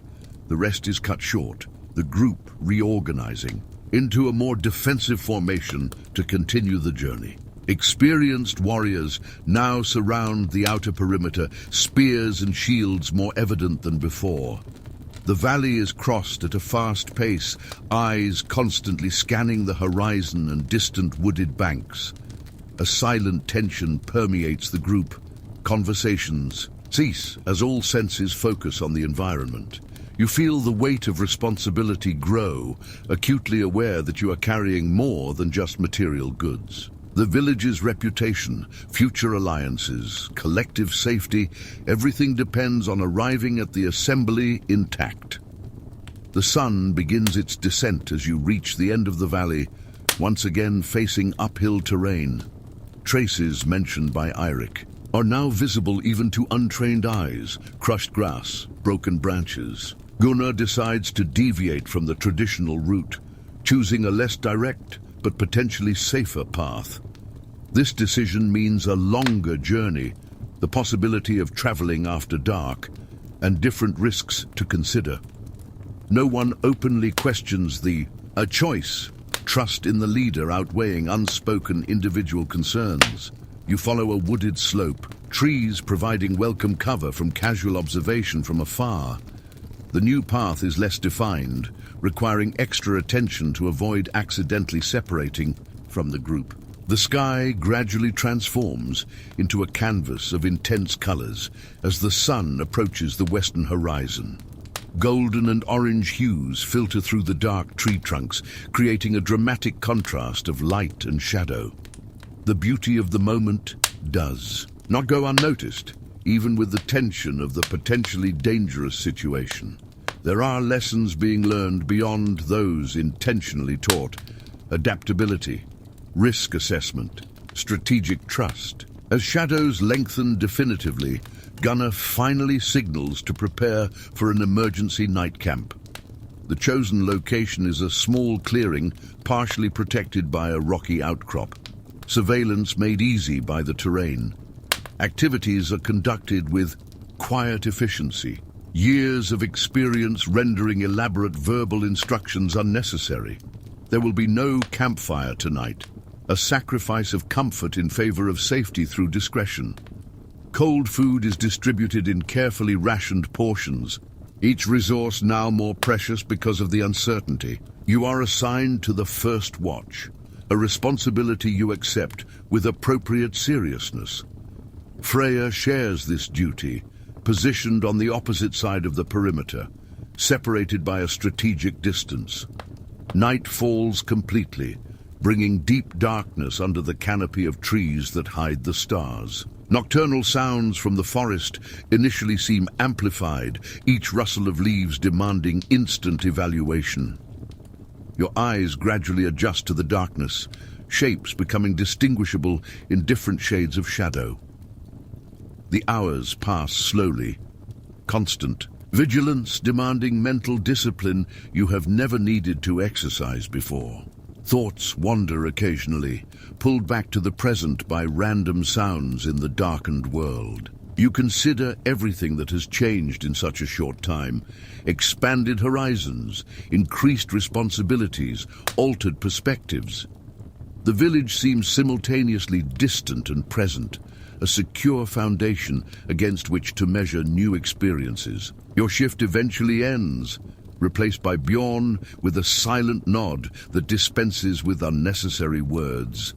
Sleep comes quickly, despite the hard, cold ground, your exhausted body overcoming physical discomfort. Fragmented dreams are interrupted before dawn, the camp dismantled in the bluish twilight that precedes the day. Voices remain low, movements deliberately quiet as the group prepares to resume the journey. "We'll reach the river today," Gunnar informs during a brief meeting. Other delegations will be converging there. The safety of greater numbers brings noticeable relief, the tension of the previous night partially dissipated. Breakfast is consumed on the move, efficiency prioritized over comfort at this critical stage. The path now descends steadily, the forest gradually becoming less dense as the day progresses. Signs of human activity increase, selectively cut. Trees, more defined trails, intentional markers. Your father walks close by now, his voice low as he shares observations about territory he has visited in previous years. "The river marks the natural border between 3 tribal territories," he explains, "a traditional place of truce." You absorb this information, understanding better why the gathering takes place near this specific spot. Shared borders mean overlapping interests, a need for negotiation and compromise between different groups. The sun reaches its highest point as distant sounds of running water reach your attentive ears. The group instinctively quickens its pace, drawn naturally by weary travelers to the most precious resource on long journeys. The final crest is overcome with renewed effort, revealing a panorama that elicits exclamations even from the most reserved. The river winds majestically through a wide valley, its sparkling waters reflecting the blue sky in dancing fragments. On the near and distant banks, diverse camps already established herald the arrival of many tribal delegations. Colorful flags and banners identify different groups, some familiar to you, others completely unknown. The destination finally in sight brings renewed energy to tired feet, the final descent made with cautious enthusiasm. If this story is helping you relax, consider leaving a like and subscribing to the channel. Gunnar leads the group to a previously agreed upon spot on the north bank, an area traditionally occupied by his people. Other families from his region have already established a presence. Warm greetings exchanged between acquaintances separated by distance. You help organize the permanent camp, more elaborate structures now replacing the makeshift shelters of the journey. A sense of accomplishment permeates your actions, an awareness that a significant step has been successfully completed. All around, the assembly camp bustles with diverse activity, hundreds of people preparing for important days. You notice different colors, clothing, weapons, and adornments, distinct cultural expressions of nominally related peoples. It is a miniature world, temporarily gathered in this riverside valley to determine futures intertwined by necessity. The Great Assembly is about to begin, and with it your true initiation into the world beyond the village. The assembly camp is a temporary city that has sprung up like wildflowers after a generous rain. Tents and shelters of various styles are scattered along the banks of the glistening river. You observe the natural organization that emerges, each tribe occupying specific areas according to ancient tradition. Your father grants you permission to explore the camp as long as you return before dusk. Observe everything, speak little, he advises, his eyes communicating the importance of this unique learning experience. You set off with Freya, your shared curiosity creating a natural partnership for this expedition of discovery. The ground is firm beneath your feet, despite the proximity of the river, sunny days drying the earth. Diverse aromas assault your senses as you advance among distinct tribal groupings. Meat smoked over different woods, unfamiliar herbs, exotic oils used on hair and skin. Voices in various dialects create a complex tapestry of sound that ripples through the large camp. You notice how people from neighboring tribes can understand each other, while more distant groups require interpreters. Merchants have already established informal trading areas, exotic goods displayed on colorful blankets, amber from the north, seashells from the west, and semi-precious stones from the eastern mountains change hands. Freya stops frequently, her eyes drawn to metalwork that reveals techniques unknown to her.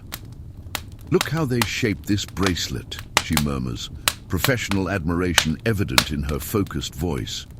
You watch her hands move instinctively, memorizing patterns through almost imperceptible gestures.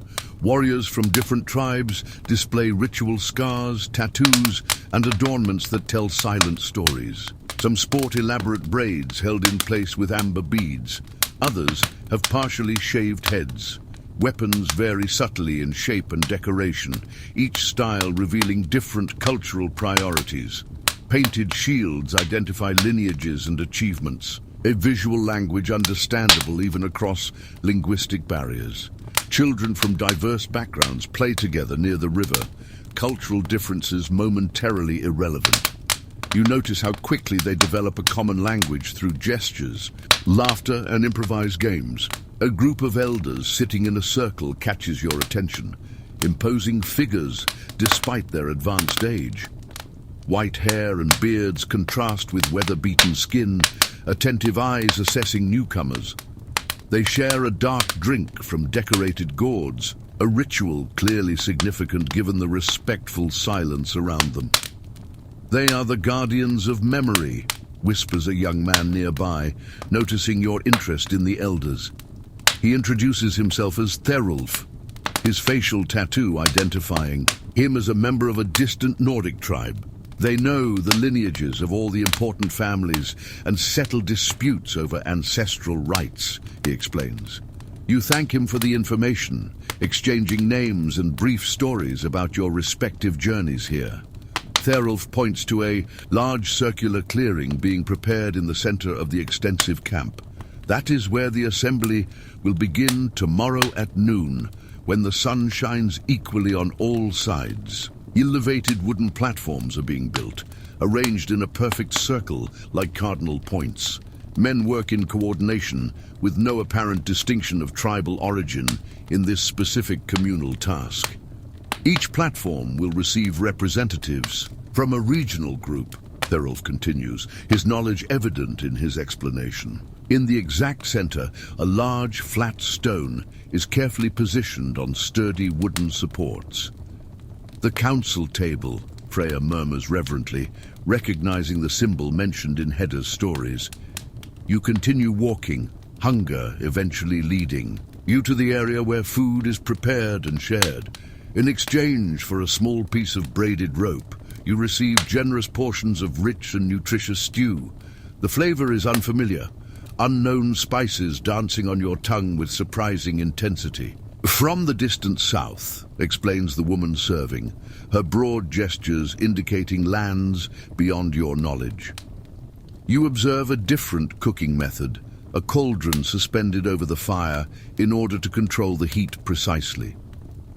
Sitting on logs polished by use, you watch the constant flow of diverse people. Music arises spontaneously from a nearby group, strange instruments producing melodies that are simultaneously familiar and alien.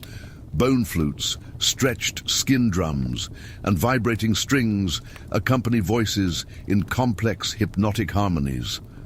Some spectators clap their hands in rhythmic patterns, others move their bodies in improvised but disciplined dances. If this story is helping you relax, consider leaving a like and subscribing to the channel.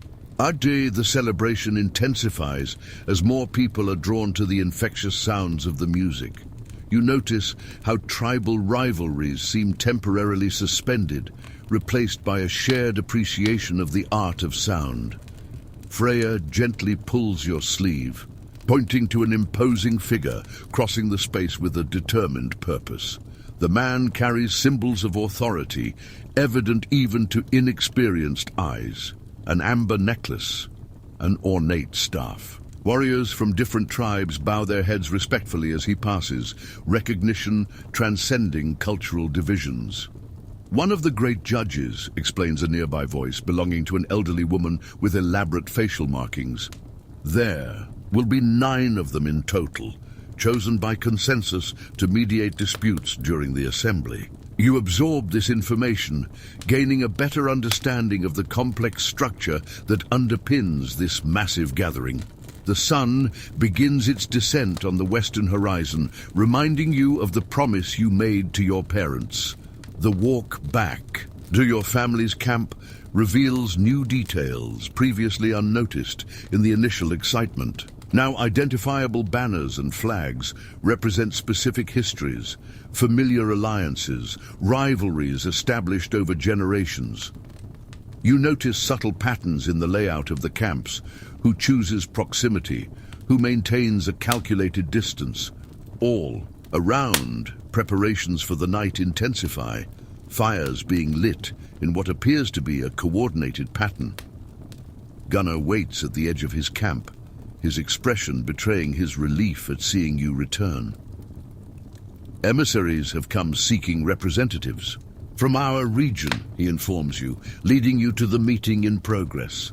Inside a larger tent, leaders from allied villages discuss joint strategy for the upcoming negotiations. Your father signals for you to remain discreet, a rare opportunity to witness tribal politics firsthand. Rudimentary maps drawn on the dirt show territories, disputed resources, and threatened trade routes. You listen intently as concerns are expressed about nomadic tribes pressing on the eastern borders.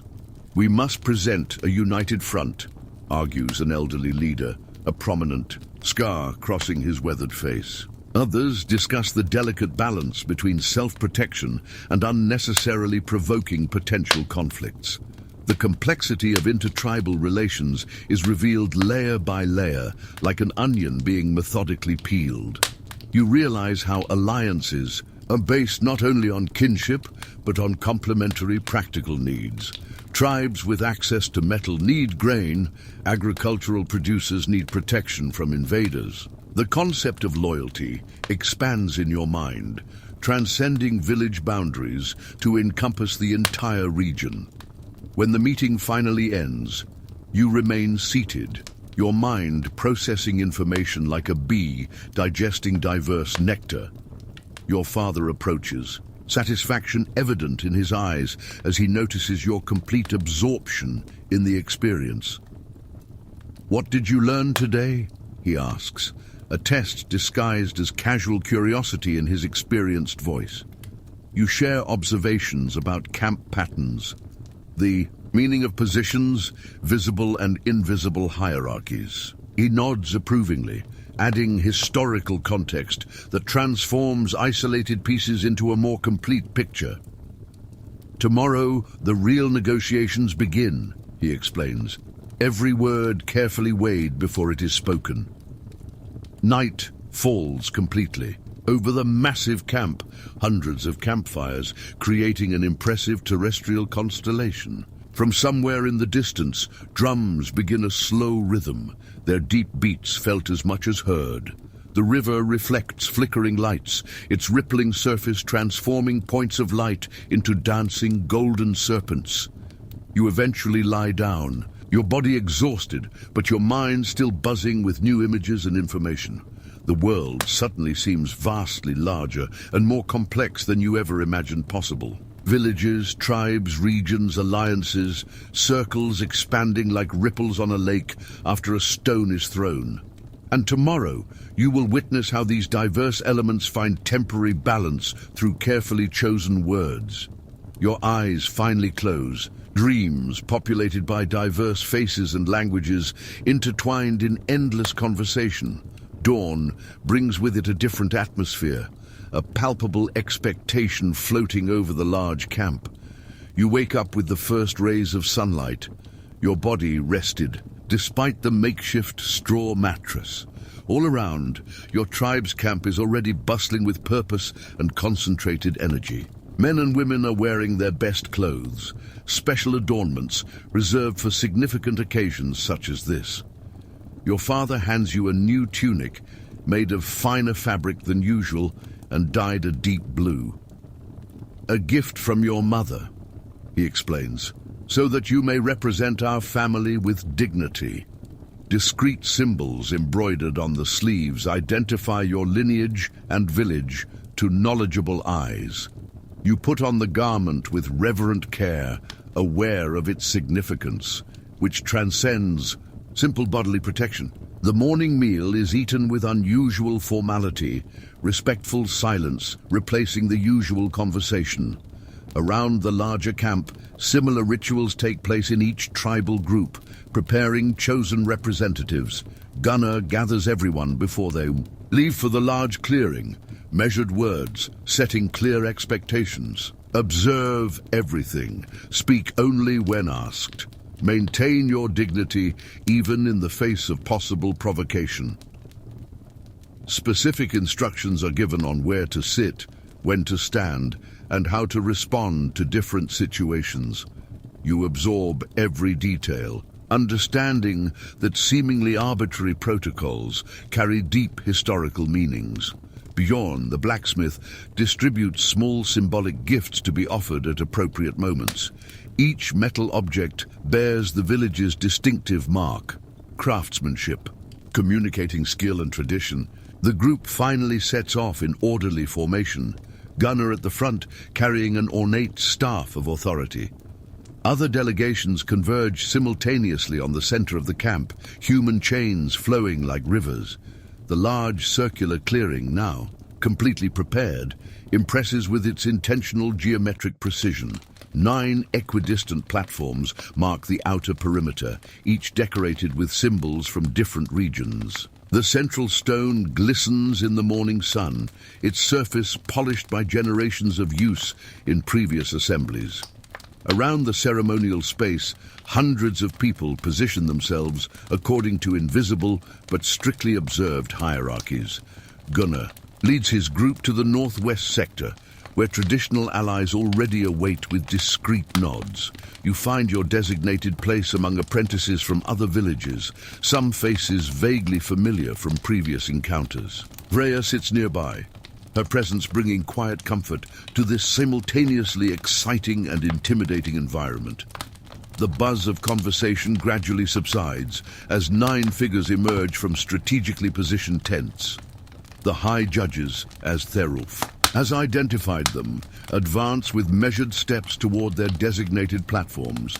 Each carries specific symbols of authority, carved staffs, bronze crowns, ceremonial necklaces. Their clothing reflects their regions of origin, diversity unified by their shared purpose of impartial mediation. When they reach their designated positions, complete silence descends upon the assembly like a heavy cloak. The eldest among them, his white beard reaching his waist, raises his arms in a gesture that transcends linguistic differences. Under the common sky that watches over us, on the earth that sustains us all equally, we begin this assembly. His voice, surprisingly strong for his apparent age, carries clearly across the wide circular space. Formal statements follow in ritual sequence, each judge speaking briefly in his own dialect. You notice how each speech is simultaneously translated into whisper by interpreters strategically positioned around the assembly. The words vary, but the themes remain constant: peace, justice, shared prosperity, mutual respect. Invocation of ancestors and natural forces are carefully balanced to respect the diverse traditions present. When the introductory formalities conclude, the first substantive issue is presented for collective consideration. The question of the eastern borders, announces the central judge, and movements of peoples beyond the swamps. Representatives from affected regions are invited to the central stone. Physical evidence presented for examination. Arrowheads from unknown sources. Fragments of strange pottery. Drawings of marks seen on border trees. You watch, fascinated, as information is methodically shared, building a common understanding of the problem at hand. Tribal leaders speak in turn, recounting encounters with strangers, missing livestock, abandoned settlements. There are no direct accusations, only a careful establishment of observed facts and emerging patterns. The process is deliberately slow, every detail considered important for constructing a complete picture. You notice how the judges occasionally ask specific questions, clarifying potentially ambiguous points. The assembly listens attentively, serious expressions reflecting a gradual understanding of the shared potential threat. The sun reaches its zenith when the first break is announced. Formal discussions paused for a communal meal. Food has been prepared in advance and is now distributed in a sequence that honors established tribal hierarchies. You receive a generous portion, familiar flavors mixed with spices brought by distant delegations. Conversations break out in smaller groups during the meal, preliminary analyses of the information presented. Your father participates in a circle formed by experienced advisors, voices kept low, but gestures animated. You observe complex social Dynamics manifesting themselves through who talks to whom, who avoids certain groups. Old alliances are reinforced through the sharing of food and drink, invitations to sit together. New connections form tentatively and cautiously. Practical needs overcoming historical mistrust. You notice how young people from different tribes find common ground more easily than elders rooted in memories. Freya engages in lively conversation with an Eastern tribe blacksmith, hands communicating techniques where words fail. When drums announce the resumption of the formal assembly, everyone returns orderly to their designated positions. The afternoon brings a new topic for collective consideration. Trade routes affected by recent flooding. Maps are drawn in the earth near the central stone, rivers and mountains represented by universal symbols. Merchants from various backgrounds offer testimony about blocked roads, destroyed bridges, and valleys rendered impassable. The economic interdependence of the tribes is clearly revealed through these seemingly practical discussions. You understand how your own village, which always seems self-sufficient, depends on invisible networks of exchange. The salt that preserves food for the winter, the metal for tools, the dyes for fabrics, all come from far away. Proposals for new routes are considered, costs and benefits evaluated by those who would be affected. Preliminary agreements are formed, promises of shared labor for the construction of new bridges and roads. You realize how practical problems often overcome old rivalries when a common need is clearly identified. The sun begins to set on the horizon as the third and final topic of the day is presented. Marriages and family alliances announces a different judge, an elderly woman with elaborate tattoos covering her hands and face. The atmosphere changes subtly, a different tension permeating the assembly as important families present themselves at the center. You watch with fascination as lineages are recited from memory, notable ancestors mentioned with formal reverence. Offers are made in carefully coded language, marriage proposals disguised as discussions about shared property. Young people being considered for these strategic unions sit stiffly, their expressions controlled, despite their destinies being decided. You feel grateful that your position is not yet important enough to feature in these complex arrangements.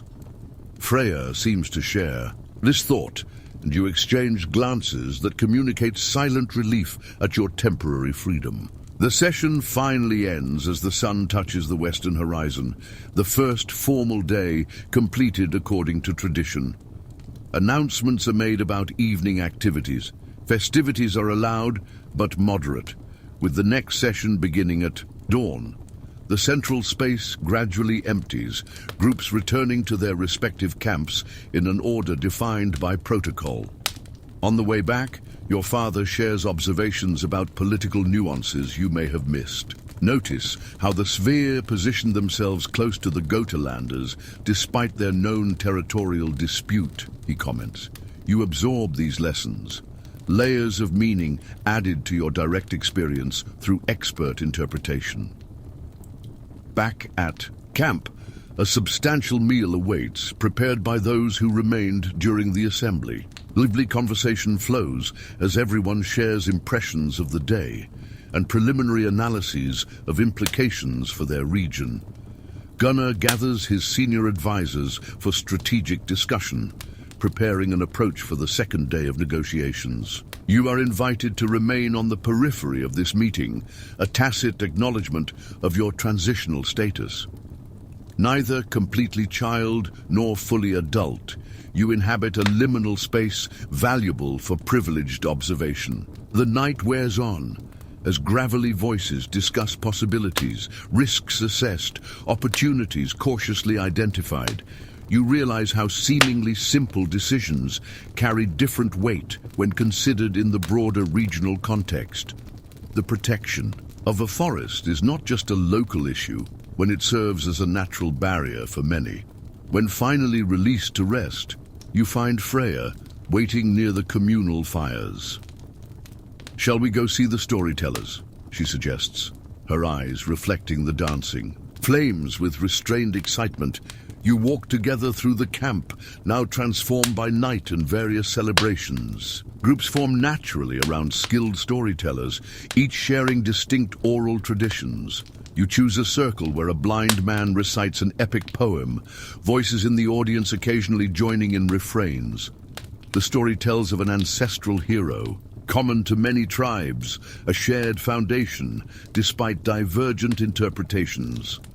Sitting under the stars with hundreds of strangers who have become temporary acquaintances, you feel a connection transcending superficial differences. This moment, you realize, will remain etched in your memory long after the specific details of the gathering have faded. A gift from your mother, he explains, so that you may represent our family with dignity. Discreet symbols embroidered. On the sleeves, identify your lineage and village to knowledgeable eyes. Observe everything. Speak only when asked. Maintain dignity even in the face of possible provocation. Specific instructions are given on where to sit, when to stand, how to respond to different situations. Under the common sky that watches, over us, on the earth that sustains us all equally, we begin this assembly. His voice, surprisingly strong for his apparent age, carries clearly across the wide, circular space. The question of the eastern borders, announces the central judge, and movements of peoples beyond the swamps. Representatives from affected regions are invited to the central stone, physical evidence presented for examination. The second day of the assembly dawns with low fog covering the camp like a translucent veil. You wake before the others, your mind still processing the many impressions of the previous day. Sitting in silence, you watch the camp gradually come to life as the sky brightens. Figures emerge from the mist like apparitions, slow and deliberate, movements preparing for the new day. Your father finds you contemplative, offering you a bowl of hot porridge without interrupting your thoughts. The days of the assembly change as the seasons change, he comments, sitting down nearby. You share a comfortable silence as the sun slowly dissolves the last wisps of mist. Today your role will be different. Gunnar has assigned you to assist, Bjorn with ceremonial gifts. This responsibility is both an honor and a test, a demonstration of trust in your growing discernment. The gifts, fine fabrics from Hedda, metalwork from Bjorn, represent more than objects. They are physical manifestations of the village's respect, materialized promises of alliances and continued support. Freya will also be present, assisting her father in the formal presentation of the metalwork. The camp prepares methodically, each person knowing their role in the elaborate ceremonial dance. Ceremonial garments are checked, adornments adjusted, final rehearsals of formal words murmured. Distant drums announce the imminent start of the second day, calling everyone to the central circle. The procession forms again, the order slightly altered to reflect subtle political changes from the previous night. You now walk closer to the center, carrying a package carefully wrapped in precious fabrics. The weight of responsibility is both challenging and exhilarating, your back naturally straighter under the pressure. In the central circle, the atmosphere seems more focused today, preliminaries replaced by clear purpose. The judges take their places on their platforms in a different order, symbolism understandable only to the most knowledgeable. The chief judge announces that this day will be dedicated to formal offerings and specific requests.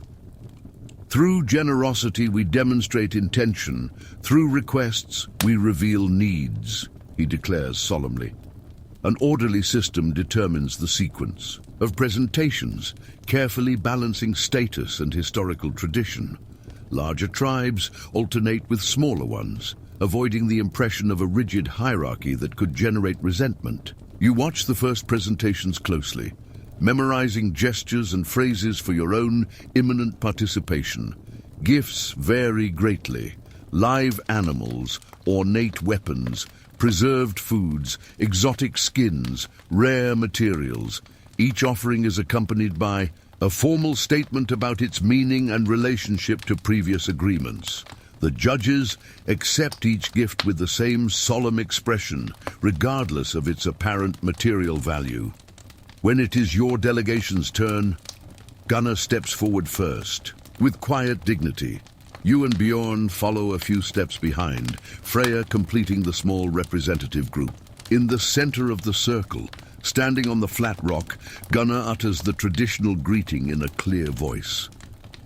We bring greetings from the deep forest, the clear waters, and the fertile fields of our territory. You step forward when signaled, presenting the package to Bjorn, with a fluid movement rehearsed beforehand. The blacksmith unfolds the cloth, revealing a set of finely crafted tools glinting in the sun. We offer instruments of creation, not destruction, Bjorn declares, the political meaning clear to all. The judges examine the pieces, silent approval evident in their deliberately restrained gestures. Gunnar continues with a formal request for access to specific salt flats beyond his territory.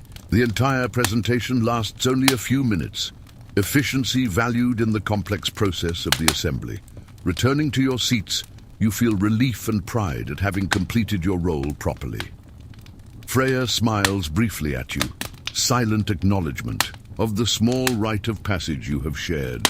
The presentations continue for hours, some brief and direct, others elaborate with impressive performances. Warriors from Nordic tribes demonstrate martial skills, precise movements, communicating strength without direct threat. Priestesses from the western region offer blessings with aromatic herbs, sacred smoke rising in fragrant spirals. The sun reaches its zenith, the heat intensifying in the open space, where hundreds remain in respectful attention.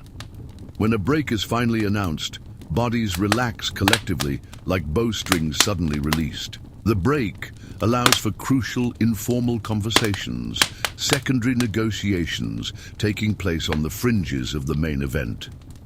You watch your father and Gunnar engaged in intense discussion with leaders of neighboring tribes. Rough maps are drawn. On the ground, territorial lines considered with deliberate and calculated attention. This is the real work of the assembly, you realize. The public formality merely a necessary frame. Freya approaches with a skin of fresh water, sharing insightful observations about gifts from other blacksmiths. The Saxons are using a new technique to harden metal, she comments with professional admiration. You discuss the technical and commercial implications of this innovation, horizons expanding through shared knowledge. The return to the formal session brings a new dynamic, with requests now answered by the judges collectively. Some requests receive immediate approval, others are redirected for bilateral negotiation between interested parties. More complex issues are assigned to specific subcommittees that will work during the assembly nights. You notice how solutions often emerge laterally, not from direct confrontation, but from parallel compromises. One tribe grants grazing rights. In exchange for protection, another shares techniques for materials. Interdependence becomes increasingly evident, a complex web of complementary needs and capabilities. If this story is helping you relax, consider leaving a like and subscribing to the channel. The sun begins to set when an important announcement interrupts the normal flow of proceedings. Messengers have arrived from the Far East, declares one of the judges, his grave expression indicating significant news. Immediate silence descends on the assembly, collective attention focused on three exhausted and dusty figures. The newcomers advance to the center, their appearance and clothing markedly different from the assembled people. They speak through an interpreter, their account translated several times before reaching all corners of the circle. You pick up fragments about large movements of unknown peoples, pressures on the farthest borders, abandoned villages in Tyre, tribes moving westward, rumors of warriors mounted in impressive numbers. The information creates a visible ripple through the assembly, implications understood even without complete details. Gunnar and other leaders exchange meaningful glances. Previously discussed plans suddenly requiring reconsideration. The judges confer briefly before announcing changes to the agenda for the coming days. Matters of common defense will take priority tomorrow, declares the eldest with unquestionable authority. The session ends with a noticeably altered atmosphere. Concern replacing the competitiveness that marked earlier negotiations. Back at camp, intense discussions replace the celebrations that would normally follow the second day. More detailed maps are consulted, geographical knowledge shared among traditionally reserved tribes.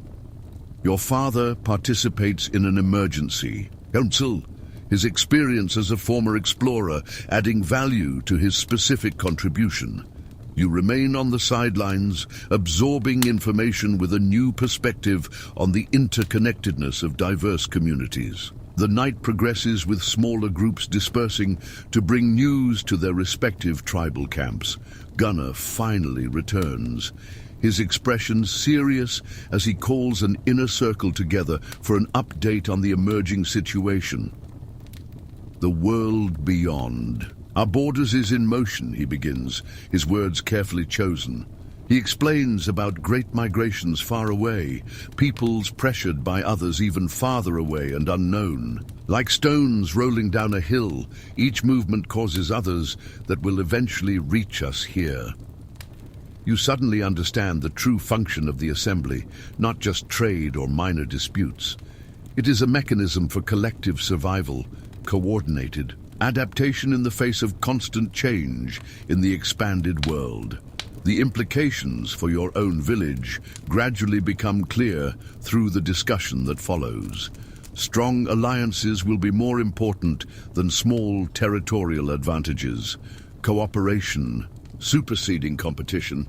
You notice a subtle transformation in Gunnar and the other leaders, priorities readjusting in the face of a common threat. The night sky reveals a myriad of stars as discussions continue in low, urgent voices. Freya finds you later, both of you, seeking moments of quiet after the intensity of the day. My father says we'll need to develop new weapons, different tools, she comments thoughtfully. You contemplate the uncertain future, your youth allowing for an adaptability that some of the older ones resist accepting. Maybe that's why we're here, you suggest, to see beyond the known. She considers your words, nodding slowly as she watches patterns formed by the campfires. Like stars, she replies finally, separate but forming recognizable images when viewed correctly. Tonight, as you lie down, your world seems simultaneously larger and smaller than before. Larger for your knowledge of distant peoples and lands, smaller for your understanding of inevitable connections. Sleep comes with dreams of converging rivers, distinct waters merging into a powerful common flow. The fourth day of the assembly begins with unusual tranquility, bodies and minds recovering from the night's celebration. You wake gradually, memories of the previous night mingling with vivid, fragmented dreams. The camp awakens more slowly than on previous days, with little activity in the early morning hours. Your father has already left, his empty seat indicating commitments that cannot wait even after nights of celebration. You find Eirik preparing a strong infusion of stimulating herbs, a traditional remedy after extensive celebrations. To clear foggy thoughts, he explains with a tired smile, offering you a steaming bowl. The taste is intensely bitter, followed by an invigorating sensation that gradually spreads through your body. Eirik shares information about the day's schedule, final discussions, specific agreements, plans for the return journey. We'll leave tomorrow at dawn, he confirms. Gunnar wants to avoid the storms predicted by the Sky Watchers. The news brings mixed feelings, a desire to return to the familiar mixed with reluctance to leave. You walk through the camp, watching different groups begin discreet preparations for their return journeys. Gifts received are carefully packed, items acquired through trade organized for safe transport. In the distance, the central area remains quiet, only ceremonial guards holding their positions near the platforms. The formal session will begin later today, a practical concession after a night of building informal alliances. Freya finds you near the river, where she washes tools with the meticulous care of a dedicated artisan. My father traded knowledge. For this, she says, showing you a small ingot of an unknown material with a peculiar sheen. Metal from the distant mountains, stronger than our common iron, but it requires different techniques. Her enthusiasm is contagious as she explains the possibilities this knowledge brings to the entire community. You share your own observations about the cultural exchanges you have witnessed, the value transcending specific material objects. We return with more than physical gifts, you reflect, your growing understanding of the world beyond solidifying. Together, you walk along the riverbank, discussing the changes you have observed during the assembly. The alliances formed here will mean frequent visitors to our village, Freya comments thoughtfully. The implication is clear. Relative isolation gradually transforming, the outside world inevitably drawing closer. Our children will know a different world than our parents knew, you observe, surprised by your own statement. Freya looks at you intently before responding, something unspoken hanging between you. Perhaps that's a good thing if we preserve what really matters during the changes. Distant drums interrupt your contemplative moment, announcing a meeting of the leaders before the formal session. You return to the camp, separating to attend to specific responsibilities assigned for this final day. Your father waits with a satisfied expression, the result of morning negotiations that appear favorable for your region. Today, you will witness the formalization of trade agreements, he instructs. Observe the recording process carefully. In a society without formal writing, alternative methods of recording are crucial for lasting agreements. You proceed to a large tent where tribal scribes, professional memorizers, gather for their important task. The interior is immediately impressive. Carved sticks arranged methodically, symbolic objects organized in meaningful patterns. Elders from various tribes sit in a circle, their faces marked by years and accumulated wisdom. Each carries symbols of authority as memorizers, specific necklaces, marked sticks, distinctive tattoos. You are introduced as an apprentice observer, a respected position within the traditional system of knowledge transfer.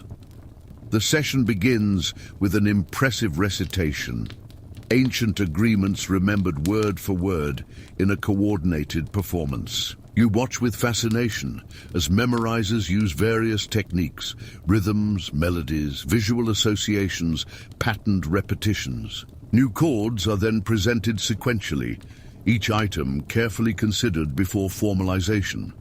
Specific notches are made on record sticks, symbols representing the parties involved and the nature of the commitments.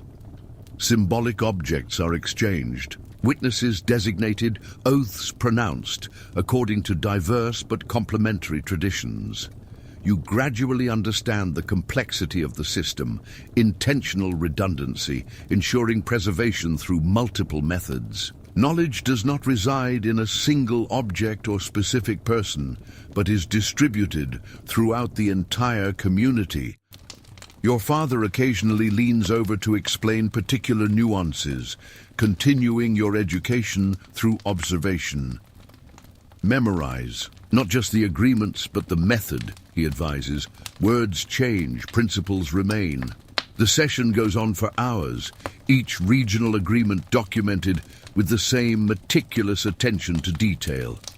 Commitments established in the permanent Oversight Council receive especially elaborate treatment, their historical importance recognized. When it finally ends, your mind is saturated with information, patterns gradually forming among the diverse details. If this story is helping you relax, consider leaving a like and subscribing to the channel. You accompany your father to the final session of the assembly, the central circle now reconfiguring itself for formal conclusions. The judges take their places on the platforms for the last time, their expressions solemn but satisfied after productive days. What we started, together we now complete together, declares the eldest, marking the transition to the closing remarks. Regional representatives introduce themselves in sequence, confirming specific agreements now formalized through traditional methods.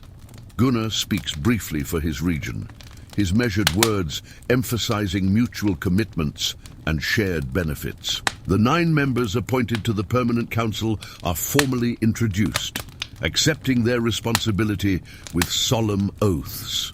Bjorn, the blacksmith, is surprisingly among them, his technical expertise valued at this time of possible change. Freya does not hide her discreet pride, the significance of this appointment for her family and her evident position in the community. Detailed instructions on communication between assemblies are reiterated, and a system of messengers and signals is clearly established. The next annual assembly is confirmed, with the traditional location maintained despite potentially altered circumstances. May we walk apart but together until we meet again, concludes the chief judge finally. Respectful silence follows the statement, a contemplative moment honoring the significance of the days shared and the commitments made. Then, like a dammed river suddenly released, collective energy transforms into movement and animated conversation. Farewells begin immediately, some of the more distant tribes leaving today for long journeys.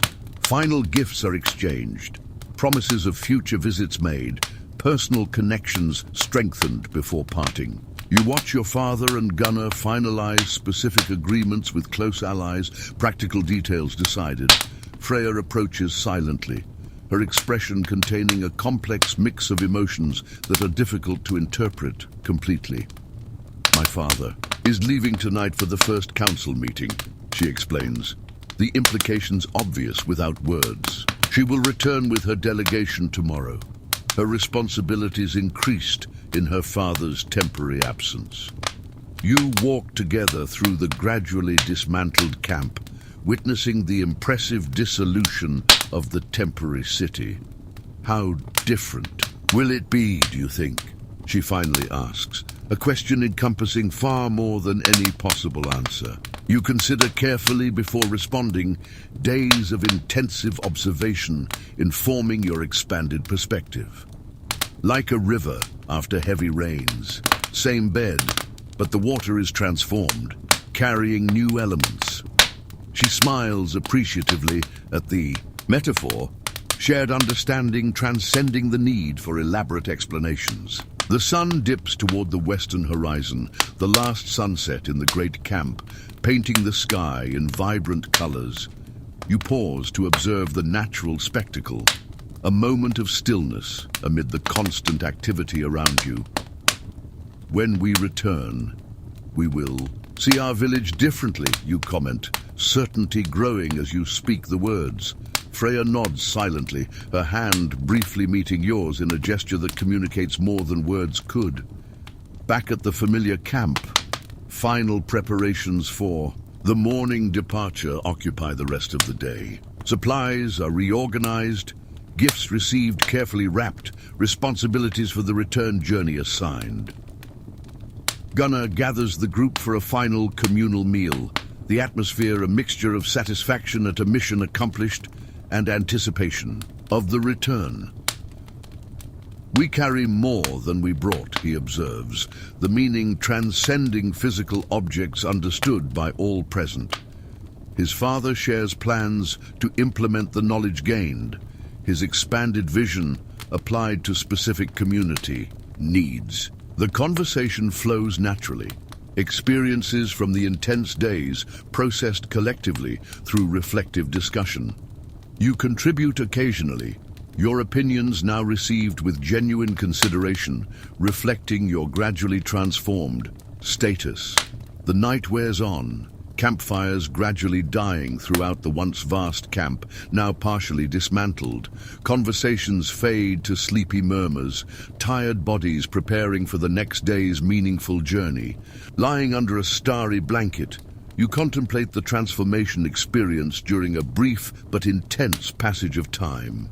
The person who will return to the village is not exactly the same as the one who left days ago. Horizons have expanded not only geographically but mentally, perspectives permanently altered by the experience. You finally fall asleep, your dreams populated by different faces and landscapes yet to be visited, waiting to be discovered. Dawn arrives with a fine mist covering the river valley, a gentle farewell from the land that witnessed a historic reunion. You wake up before the call, your body naturally synchronized with the rhythm of the journey ahead. All around, the camp is dismantled with silent efficiency, familiar movements after days of intense coexistence. Tents are methodically folded, campfires carefully extinguished, evidence of human presence minimized out of respect. The river flows steadily, indifferent to the significant moment for hundreds who are now dispersing in different directions. You watch diverse groups depart, tribal flags moving like colorful leaves carried by invisible winds. Gunner confirms a slightly altered return route, information obtained during the assembly suggesting a safer path. His father supervises the loading of the animals, gifts and goods acquired, distributed for optimal balance during the crossing. Rhea approaches to say goodbye, her serious expression contrasting with the vibrant energy that normally characterizes her. "See you soon," she says simply, everyday words carrying a weight not present before the shared assembly. You respond, with the same balance between casualness and meaning, mutual understanding transcending the need for elaboration. The final preparations are completed as the sun emerges completely, dispelling the residual mist with increasing clarity.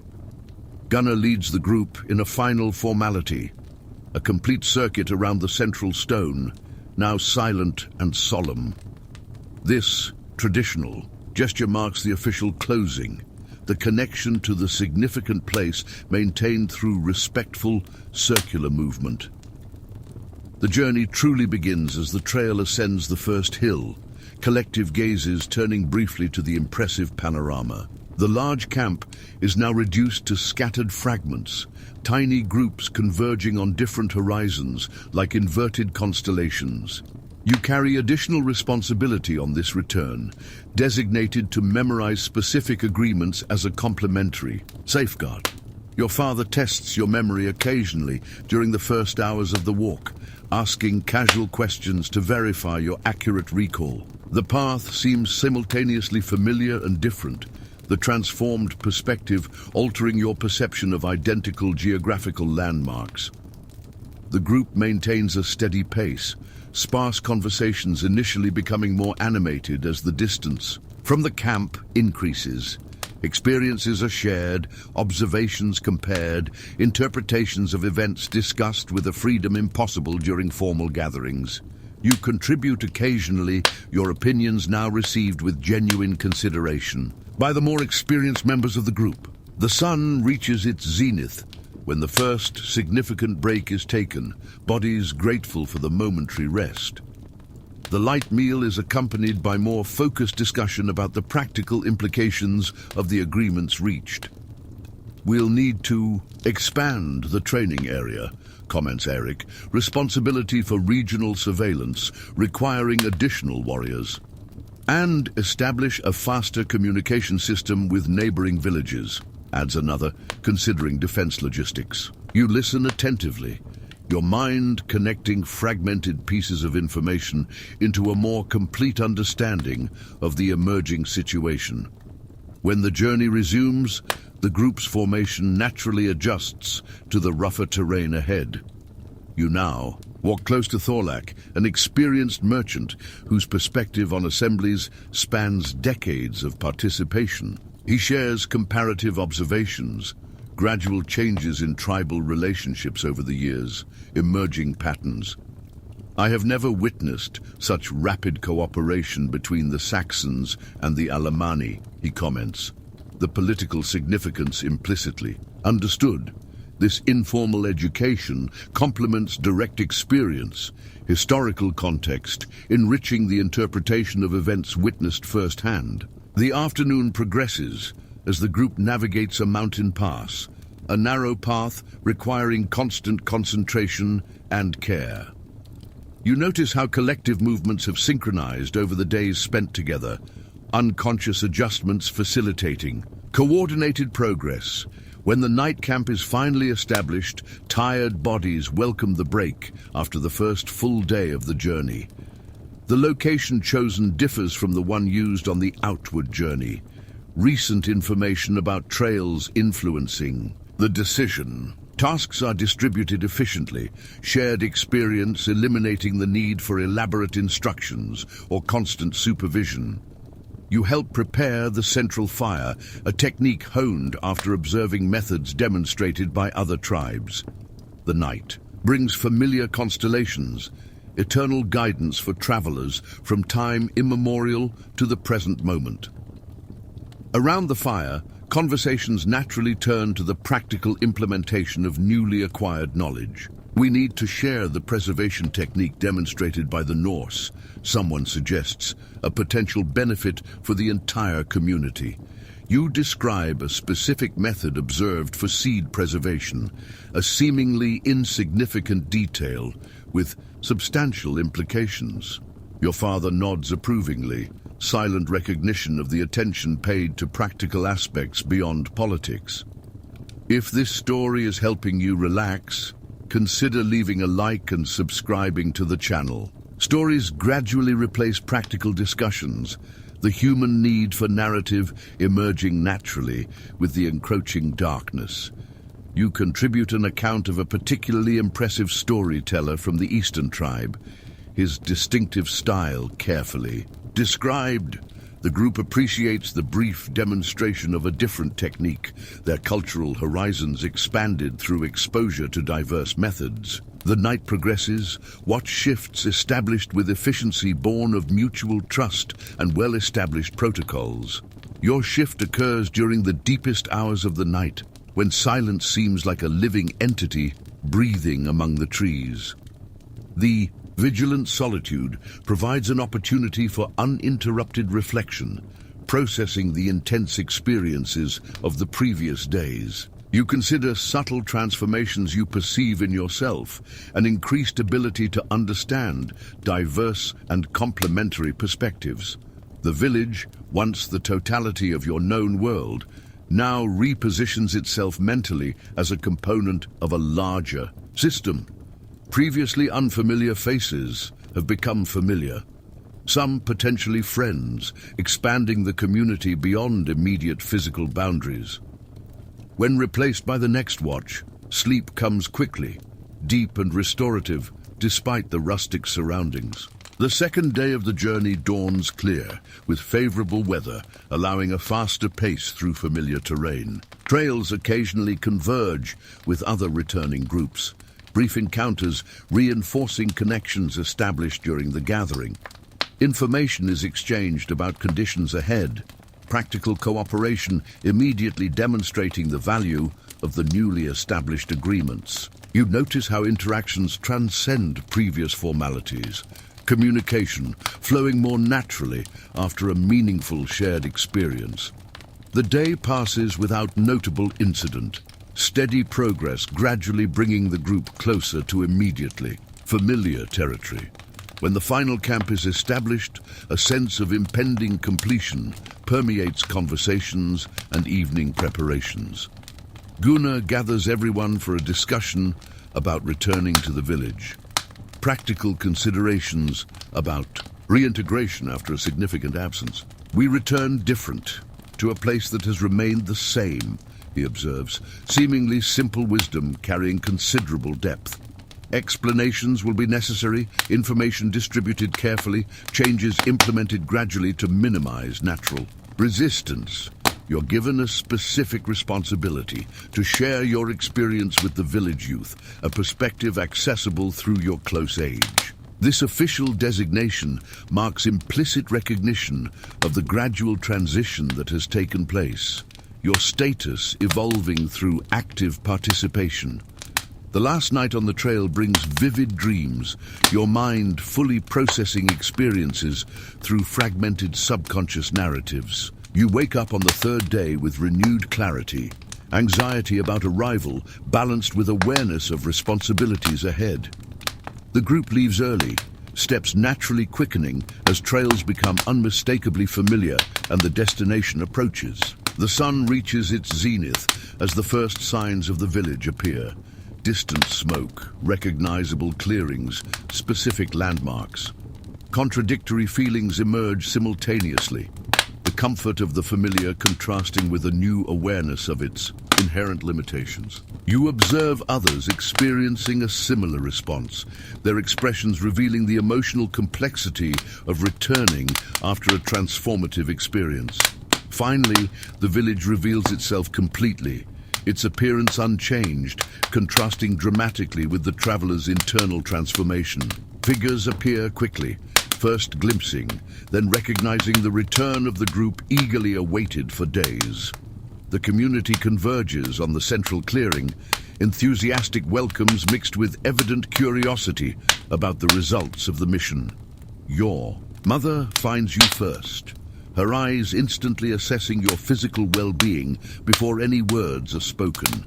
Hugs are exchanged, physical contact restoring the connection temporarily suspended during the unusually prolonged separation. Gunnar immediately calls a council meeting, the need to share crucial information momentarily overshadowing family reunions. You accompany your father, your position as observer-apprentice maintained even after returning to the familiar environment. The council meets quickly, anxious faces seeking news that will inevitably affect community life in the coming months. Gunnar presents a concise but comprehensive report, his narrative skill efficiently communicating the complexity of the events he witnessed. You observe a range of reactions: concern, careful consideration, and occasionally instinctive resistance to particularly innovative concepts. When asked, you contribute specific observations about other tribes, your youthful perspective offering unfiltered clarity. The meeting goes on for quite a while, with detailed questions arising as the full implications are gradually understood. Finally released, you return to the family hut, feeling both strange and comforting as you re-enter familiar space. Your sister bombards you with enthusiastic questions, her curiosity about the world beyond your family's borders boundless. You share carefully selected stories, instinctively adapting narratives for age-appropriate understanding. Your mother watches, silently as she prepares a welcome meal, her keen eyes noticing subtle changes in your behavior. "You've returned a bigger person than when you left," she comments eventually, her maternal insight identifying transformation beyond the physical. You smile in recognition, words unnecessary between those connected deeply through shared, intuitive understanding. The evening brings modest celebration, the community gathering to mark your safe return and recognize the importance of your mission. Stories are shared selectively, sensitive information reserved, while general narratives satisfy immediate public curiosity. You find your place in the social structure slightly altered, subtle respect shown by those who remained.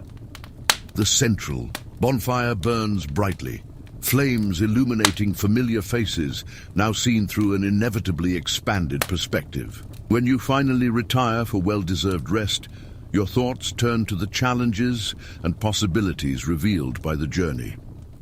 The village remains physically unchanged, but invisible connections have been established that will gradually transform your relationship with the world beyond.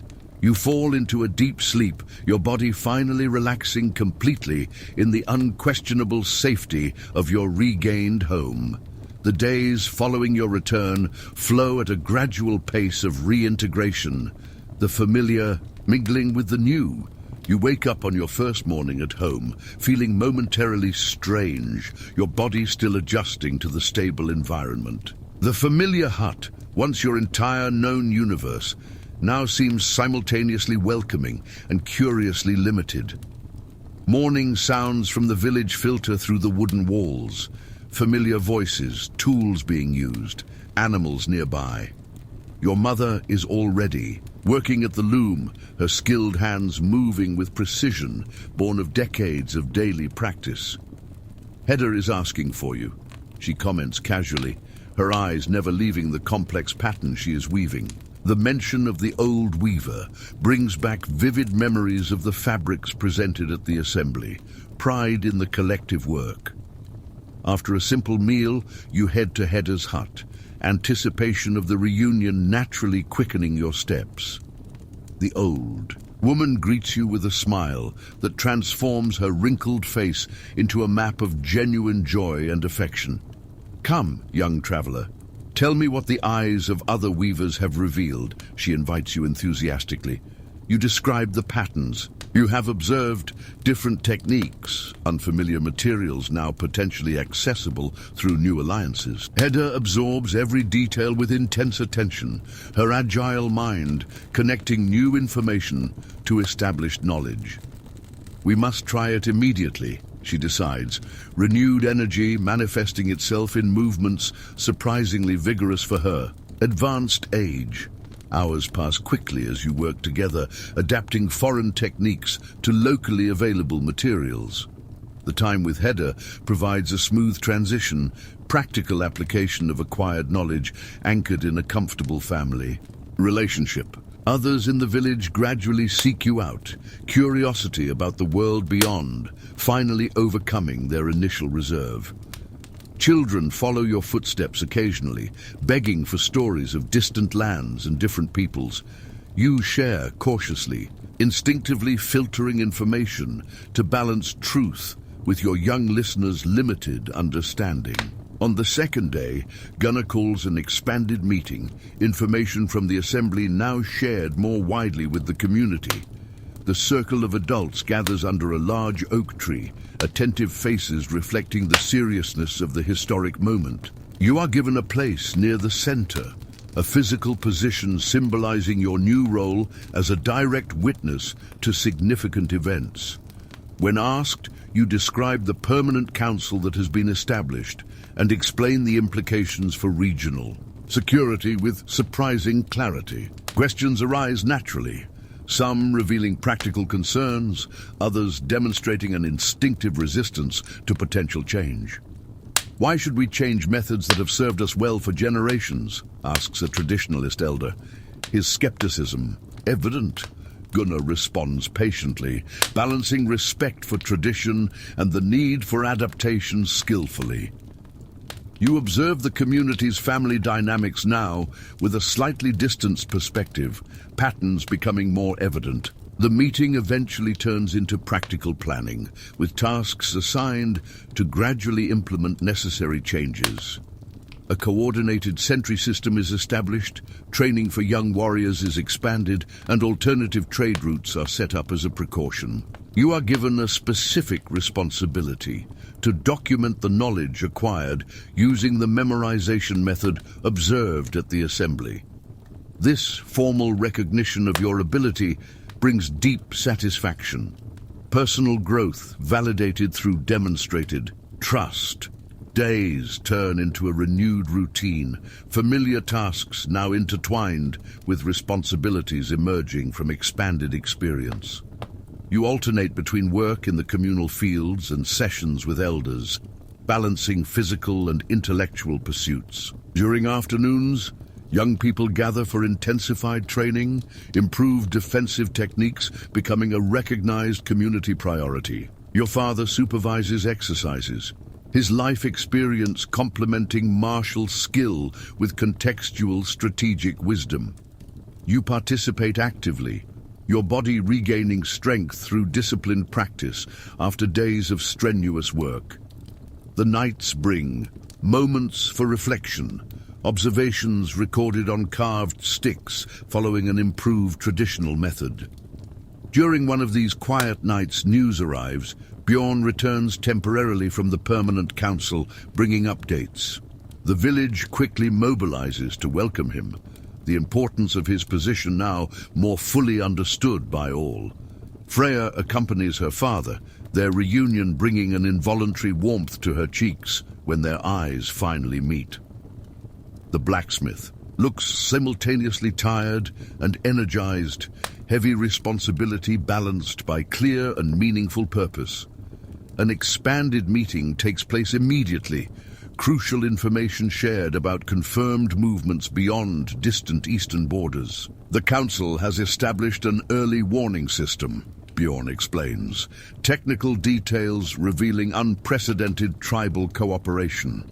Messengers are assigned, strategic observation points established, standardized signals agreed upon that can be understood across diverse linguistic barriers. The community absorbs the information with appropriate seriousness, the external reality now undeniably connected to their local destiny. After the formal meeting, Freya finds you near the communal fountain, a seemingly casual but clearly intentional moment. "I brought you something," she says, holding out a small metal object crafted in a surprisingly complex pattern. The brooch combines symbols from her village with elements observed at the assembly, a visual union representing shared experience. "To remind you that horizons continue beyond the visible," she explains, her eyes meeting yours with quiet intensity. "You accept the gift with gratitude that words cannot adequately express, its meaning transcending the specific physical object. If this story is helping you find peace, consider leaving a like and subscribing to the channel." The conversation flows naturally, experiences since their separation shared in a dialogue that simultaneously connects and reconnects. Freya describes increased responsibilities at the forge, new techniques implemented, learning accelerated by practical necessity. You share observations about the village subtly transforming, collective consciousness expanding through methodically disseminated information. When you finally part ways, mutual understanding has been established without grandiose statements or explicit premature commitments. Time has taken on an additional dimension for both of you, patience informed by a perspective expanded beyond the immediate. The following days bring accelerated implementation of the measures discussed, with Bjorn's presence catalyzing coordinated community action. An observation tower is built on a nearby hill, materials and labor contributed cooperatively by various families. An expanded training system is formalized, with young people organized into groups based on specific complementary skills. You participate in both initiatives, your energy divided between constructive physical work and the development of defensive skills. During the tower's construction, you work side by side with men previously considered distant or intimidating. Conversations arise naturally during shared work, social barriers temporarily suspended by a common practical need. You learn personal stories never before shared, your understanding of the community deepening through strengthened individual connections. The stern warrior reveals himself to be a loving father, concerned about the future of his young daughter. In the face of emerging uncertainties, the lone hunter shares accumulated knowledge about animal migration patterns, natural indicators of impending change. These interactions gradually transform your relationship with the entire village, evolving into a deeper, more mature understanding. When Bjorn and Freya eventually leave to return to the council, the goodbyes carry a different meaning than before. The connection established transcends physical separation, continuity maintained through shared purpose and mutual understanding. You watch their departure with complex but balanced feelings, personal longing subordinated to an understanding of a greater need. The village gradually establishes a new rhythm, changes implemented and absorbed into the community structure with minimal resistance. You often find yourself navigating between worlds, working in the fields in the morning, discussing regional strategies in the afternoon. Your unique perspective becomes a valued resource. Your ability to translate external concepts into local context widely appreciated. One afternoon, your father finds you practicing combat techniques taught by a Swabi warrior during assembly. He watches silently before commenting, "You carry more than memories. You have truly incorporated experiences." The observation accurately captures the gradual transformation that has taken place. Knowledge not merely remembered, but fundamentally integrated. "The village will need this in the times ahead," he continues. The implications of this simple statement clearly understood. You practice together then, father and son moving in complementary patterns that transcend traditional hierarchy. The sun gradually descends, shadows lengthening as you finally pause, breathing simultaneously as mirrors. "Your mother awaits with news of her own," your father comments, a discreet smile suggesting significant information withheld. Returning to the family hut, you find your mother completing a particularly fine piece of fabric decorated with elaborate symbols. "For the harvest festival," she explains, "when we will formally announce your transition to the council of young adults." The news is momentarily surprising, official recognition of a transformation that has occurred gradually through recent experiences. Traditionally, such a transition would occur only after another full winter. The acceleration, indicating community recognition of demonstrated maturity. Gunnar considers it appropriate, given the responsibilities he has already taken on, she continues, pride evident despite her controlled tone. That night, lying down and watching familiar patterns of light and shadow on the ceiling of the hut, thoughts flow freely. The journey to the assembly, originally perceived as a significant isolated event, now reveals itself as a complete transformative passage. The person who has returned inhabits a different space within the community, no longer a child, not yet fully adult. This liminal position carries specific responsibilities, but also unique freedoms during a culturally recognized transitional period. As sleep finally approaches, images of the assembly blend with visions of the upcoming festival, past and future intertwined. The world has expanded dramatically in a few weeks, the familiar horizon stretching to distances previously only imagined. And yet, paradoxically, the village has taken on deeper meaning, an understanding of its place in the greater order. You fall asleep with this thought, your body relaxing completely in the familiar embrace of a home permanently transformed by the journey. The following weeks flow at a pace marked by dual preparations, the impending harvest and the festival that will celebrate it. The village moves in natural synchrony, individual activities converging toward a clearly defined collective purpose. You alternate between established and new responsibilities, your transitional position allowing fluidity between different spheres. Mornings usually begin in the fields, golden grains now ready for harvest after months of constant care. Sickles move in precise arcs, generations working side by side in an ancestral dance with the generous earth. Your body responds automatically to the established rhythm, muscles remembering movements practiced annually since early childhood. Sweat flows freely as the sun rises, demanding physical labor balancing mental activities that now occupy afternoons. Gunnar has established a preparatory council for young people transitioning to adult responsibilities, you among the 5 initially chosen. The sessions take place in a specially designed hut, discussions addressing topics traditionally reserved for fully initiated members. You share observations from the assembly, unique perspectives contributing to a collective understanding of a world gradually transforming. Other young people bring complementary specialties, extensive herbal knowledge, exceptional skill with a bow, remarkable organizational ability. Together, you represent the future of the village, the present expanded through carefully cultivated and directed potential. Amid these formal responsibilities, you find moments for continuous learning with the diverse mentors now available to you. Hedda teaches you advanced weaving techniques adapted from patterns observed during the assembly, her hands patiently guiding yours. The individual threads gain strength through specific connections, she explains, a metaphor transcending the immediate physical object. Thorsten, the elder, shares astronomical knowledge rarely offered, interpreting celestial patterns to inform practical decisions. The stars travel together, even though they appear separate to the untrained eye.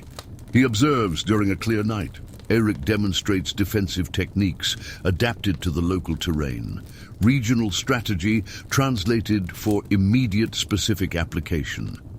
Each interaction adds a layer to their development, diverse knowledge gradually converging into integrated understanding. His sister observes the transformation with curiosity mixed with hesitant admiration, their relationship adapting naturally to the evident changes. "When you speak now, your voice sounds different," she comments one evening, a child's perception capturing an essential truth. Her mother continues her meticulous work on the ceremonial garment, carefully chosen symbols telling a story without words. Patterns represent the entire journey, from birth through childhood to the present moment of significant transition. Each symbol connects you to the ancestors who walked this path before you, she explains as she works. Her father supervises the practical aspects of her preparation, ensuring a balance between abstract knowledge and tangible skills. "A leader must understand both stars and seeds," he often reminds her, seemingly simple wisdom gradually revealing its depth. As the festival approaches, excitement grows palpably throughout the entire community. A shared purpose, energizing daily work. Messengers arrive from neighboring villages, confirming participation in a celebration that will transcend specific community boundaries. The most eagerly awaited news arrives on a golden afternoon. A delegation from the Permanent Council will attend, including Bjorn and Freya. This information adds a layer of personal anticipation to the communal excitement. Separate currents, converging into a single intensified flow. Preparations accelerate, temporary structures expanded to accommodate expected visitors in unprecedented numbers. You work tirelessly alongside others, your body exhausted, but your spirit energized by the clearly defined shared purpose. During brief breaks, thoughts often turn to Freya, future possibilities now glimpsed with increasing clarity. The life that once seemed predetermined now presents multiple potential paths, genuine choices emerging where singular destiny once existed. If this story is helping you rest, consider leaving a like and subscribing to the channel. Your mother observes. These silent contemplations with characteristic understanding, comments offered only when truly necessary. The heart often recognizes truths before the mind formulates appropriate questions, she suggests gently. 3 days before the festival, you complete a personal project you have been working on secretly during your spare moments, a small wood sculpture. The piece depicts a bear sitting and watching the distant horizon, a personal symbol connecting recent transformative experiences. The gift is intended for Freya, its meaning transcending the specific physical object, a recognition of parallel journeys shared separately. The harvest is finally complete under an exceptionally clear sky, moderate abundance ensuring adequate sustenance for the coming months. The last sheaf is ceremonially carried to the village, an ancient tradition honoring the connection between human labor and the earth's generosity. Gunnar calls a final meeting before the festival, confirming details of various ceremonies scheduled for the celebratory days. 5 young people will cross the threshold into expanded responsibilities, he announces, his gaze briefly meeting each chosen candidate. Specific instructions are shared, expectations clarified, a last opportunity for questions before the imminent formal transition. You listen intently, growing determination solidifying within like amber, preserving a significant moment for future contemplation. That night, a private family ritual takes place, a purifying bath prepared with specific herbs carefully gathered for the occasion. Warm water washes away not only physical dirt, but symbolically ends a complete cycle, preparing for a renewed emergence. Your father shares rarely told stories about his own transition ceremony, his unusual vulnerability strengthening the connection between generations. I felt simultaneously small as a seed and immense as a mountain, he confesses, an experience that resonates immediately. Your mother finally reveals her complete outfit, the result of weeks of meticulous work now physically manifested. The tunic combines ancestral tradition with contemporary elements, striking a perfect balance between honoring the past and embracing the future. You touch the fabric reverently, your fingers tracing symbols that connect personal history to the expanded community narrative. Gratitude arises spontaneously, verbal expression inadequate, replaced by an embrace that communicates more fully than words could. The day before the festival dawns with intense activity, final preparations implemented through coordinated communal effort. Areas designated for different celebratory aspects are marked off, bonfires strategically prepared, ceremonial spaces ritually purified. You work primarily with other initiates, your connections strengthened through shared experience of preparation and anticipation. The bonds formed will transcend the specific ceremony, laying the foundation for future collaboration in newly assumed adult responsibilities. The first visitors arrive at noon, smaller delegations from nearby villages bringing gifts and food. Contributions. Each group is formally welcomed, hospitality demonstrated through specific protocols, honoring diverse regional connections. You watch Gunnar manage interactions diplomatically, lessons from the assembly implemented naturally on an appropriate local scale. Late in the afternoon, a sentry announces the approach of a larger group, the permanent council delegation arriving as promised. Your heart races involuntarily, an automatic physical reaction to the prospect of a meaningful reunion after weeks of separation. As the delegation enters the central clearing, you immediately spot Freya among the diverse members of the impressive group. She seems simultaneously familiar and transformed, her posture demonstrating maturity gained through recently assumed significant responsibility. Formal welcome protocols prevent immediate interaction, discreet observation temporarily replacing direct communication. Bjorn participates with appropriate dignity, his position on the permanent council reflected in the deference shown by local leaders. You notice how Freya naturally assumes a complementary role, supporting her father while maintaining a distinctive individual presence. Night approaches as accommodations are arranged, visitors distributed among village huts according to hospitable tradition. A simple communal meal is served, the main celebration reserved for the following day after scheduled formal ceremonies. You finally find a moment to approach when groups disperse temporarily during final evening preparations. Freya smiles when she sees you, her expression communicating more fully than elaborate words ever could.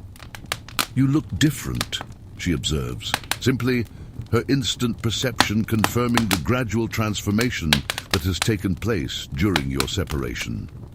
So do you reply, mutual recognition establishing the basis for a conversation that flows naturally despite the long interruption. She describes her experiences on the permanent council, challenging responsibilities, balanced by extraordinary opportunities for accelerated growth.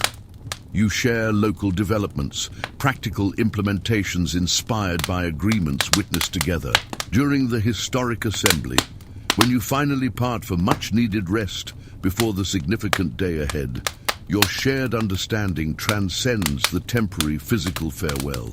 Lying in your familiar bed for the last night as an uninitiated member of the community, reflections flow freely. The path traveled since childhood seems simultaneously long and incredibly brief when viewed in retrospect. Memories arise spontaneously. First, lessons with Hedda, bear hunting transformative journey to a distant assembly. Each experience has uniquely contributed to the emerging person now preparing to take their specific place within the expanded community. And yet, you intuitively understand that tomorrow represents not conclusion, but continuation, a new chapter in an ongoing narrative.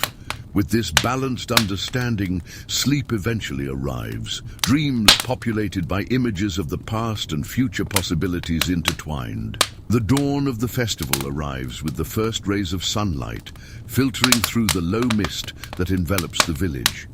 You wake instantly, your body alert and fully aware of the profound significance of the day ahead. Sounds already fill the air, the anticipatory movements of final preparations, low voices coordinating collective efforts. Your mother waits near the central fire, heated water and special herbs prepared for the morning ritual purification. Today you cross the threshold, she says simply, words carrying the weight of countless previous generations. The preparation process is meticulous, each element carrying symbolic meaning within the carefully preserved tradition. Water purifies, specific herbs strengthen, oils protect, the body prepared as a vessel for imminent spiritual transformation. Your father oversees the final part, watching silently as you put on the ceremonial robe for the first time. The fabric hugs your body perfectly, your mother's meticulous work manifesting itself in surprising comfort. Embroidered symbols seem almost alive on the fine fabric, stories and meanings intertwined in intricate patterns. Carry this with honor, your father finally says, his hand resting briefly on your shoulder with significant weight. Your sister watches the entire process with wide eyes, witnessing a moment she will one day experience herself. Outside, the hut, the village, has been completely transformed. Familiar spaces rearranged to accommodate ceremonies and celebrations. The central clearing now features a perfect circle of white stones, each representing an attribute valued by the community. A raised platform has been constructed near the large oak tree, where elders and visiting representatives will observe various rituals. Colorful banners flutter gently in the morning breeze, identifying delegations present for the significant occasion. The first drum sounds in the distance, its deep beat announcing the formal start of the carefully planned celebrations. You make your way to the designated meeting point, where 4 other initiates await, equally prepared for the transition. Glances are exchanged in respectful silence, words unnecessary among those sharing a deeply personal and transformative moment. Gunnar approaches slowly, dressed in a ceremonial robe rarely worn outside of truly significant occasions. Form a circle facing inward, he instructs, his voice taking on the formal tone appropriate for a ritual function.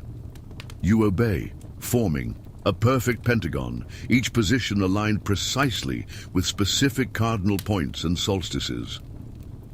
Today you complete the journey that began at birth, Gunnar continues, slowly circling the formation with measured steps. Childhood offered necessary protection. Youth provided essential learning. Now responsibility awaits conscious acceptance. These ritualized words echo through the centuries, spoken to countless generations at identical moments of transition. Thorsten joins the preliminary ceremony, carrying an ornate staff representing connection with ancestors and accumulated knowledge.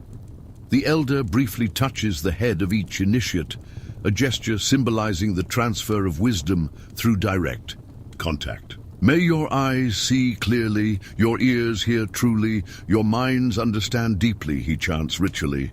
Other adults gradually approach, forming an outer circle around the initiates, who are now completely motionless. The sound of drums intensifies, a complex rhythm developing as additional musicians gradually join in. You remain perfectly centered, your breathing controlled, as you have trained during weeks of specific preparation. Figures move at the periphery of your vision, visiting delegations positioning themselves to formally witness the ceremony. You catch a brief glimpse of Freya among them, her serious expression reflecting her complete understanding of the importance of the moment. If this story is helping you relax, consider leaving a like and subscribing to the channel. Gunnar finally gives the long-awaited signal, and the initiates move in unison toward the central clearing, now completely prepared. The entire community converges simultaneously, forming perfect concentric circles around the sacred ceremonial space. Absolute silence descends suddenly, drums ceasing precisely as everyone finds their traditionally designated positions. You feel the weight of countless gazes, not as pressure, but as support.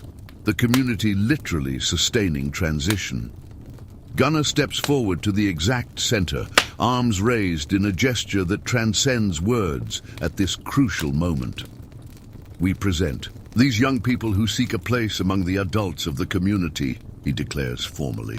The elders respond in unison, their voices blending perfectly. May they demonstrate readiness through knowledge and commitment. The first test begins immediately, each initiate answering specific questions, testing their understanding of tribal history. You respond without hesitation when questioned, your voice surprisingly steady despite the importance of the moment. Ancestral events, significant lineages, decisive moments in the community. Knowledge flowing naturally through meticulous preparation. The second test involves physical demonstration, specific movements representing skills essential to community. Survival. Your body responds instinctively, muscles remembering sequences practiced repeatedly during weeks of intensive training. The third test, more complex, explores your understanding of future responsibilities and specific community commitments. How will you contribute to the collective well-being? Thorsten asks directly, his ancient eyes piercing beyond superficial answers. His answer comes naturally, words forming from genuine reflection on recent transformative experiences. I will serve as a bridge between ancestral knowledge and emerging needs, honoring tradition while embracing necessary adaptation. Approving murmurs rise from the circle of elders, recognition of an answer transcending expected memorized. Formulas. As formal trials are completed, the culminating moment approaches, final acceptance into the adult community. Gunnar invites visiting representatives to officially witness, a special honor recognizing newly strengthened regional connections. Bjorn steps forward as a member of the Permanent Council, his presence adding extraordinary gravity to the traditional ceremony. We witness not only an individual transition, but a collective one, he declares, his carefully chosen words carrying expanded meaning. One by one, the initiates are called to the exact center of the circle for the final moment of transformation. When their turn comes, their feet carry them automatically to their designated position, their bodies acting almost independently of conscious will. Gunnar presents a small cup containing a dark amber liquid, special mead prepared exclusively for this occasion. Drink knowing fully the responsibilities you freely accept, he instructs formally, offering the ancient ceremonial vessel. The liquid is simultaneously sweet and bitter, complex flavors representing the dual nature of adult existence. Heat spreads instantly through his body, a physical sensation mirroring the internal transformation taking place symbolically.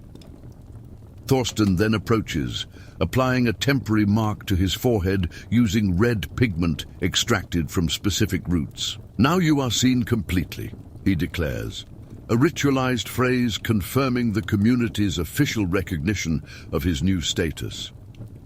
You return to your original position, the ceremony continuing until all 5 initiates have completed the identical process. When the last mark is applied, drums suddenly begin, a sonic explosion dramatically breaking the accumulated tension. "We welcome these new adults into our community," Gunnar announces, arms raised in formal celebration. Concentric circles dissolve instantly, formality replaced by genuine celebration as the music intensifies significantly. You are immediately surrounded by family and friends, congratulations offered through hugs, touches, and enthusiastic words. Your mother hugs you briefly but intensely, her eyes communicating more fully than words ever could. Your father offers his arm in a greeting traditionally reserved for equals, a gesture symbolizing recognition of your new status. Your sister watches the transformation with obvious admiration, the reality of her own future journey suddenly clarified. The celebration expands naturally, ceremonial formality now replaced by genuine festivities, marking harvest and transitions. Long tables display the earth's bounty, freshly baked bread, meticulously prepared meats, fruits picked at the peak of ripeness. Barrels of beer and mead are opened simultaneously. Storytellers begin traditional narratives at various points. You move through the celebration with an altered awareness, not from drink, but from the transformation you have fully experienced. Interactions now occur on a different level, adults addressing you with subtle notes of respect previously absent.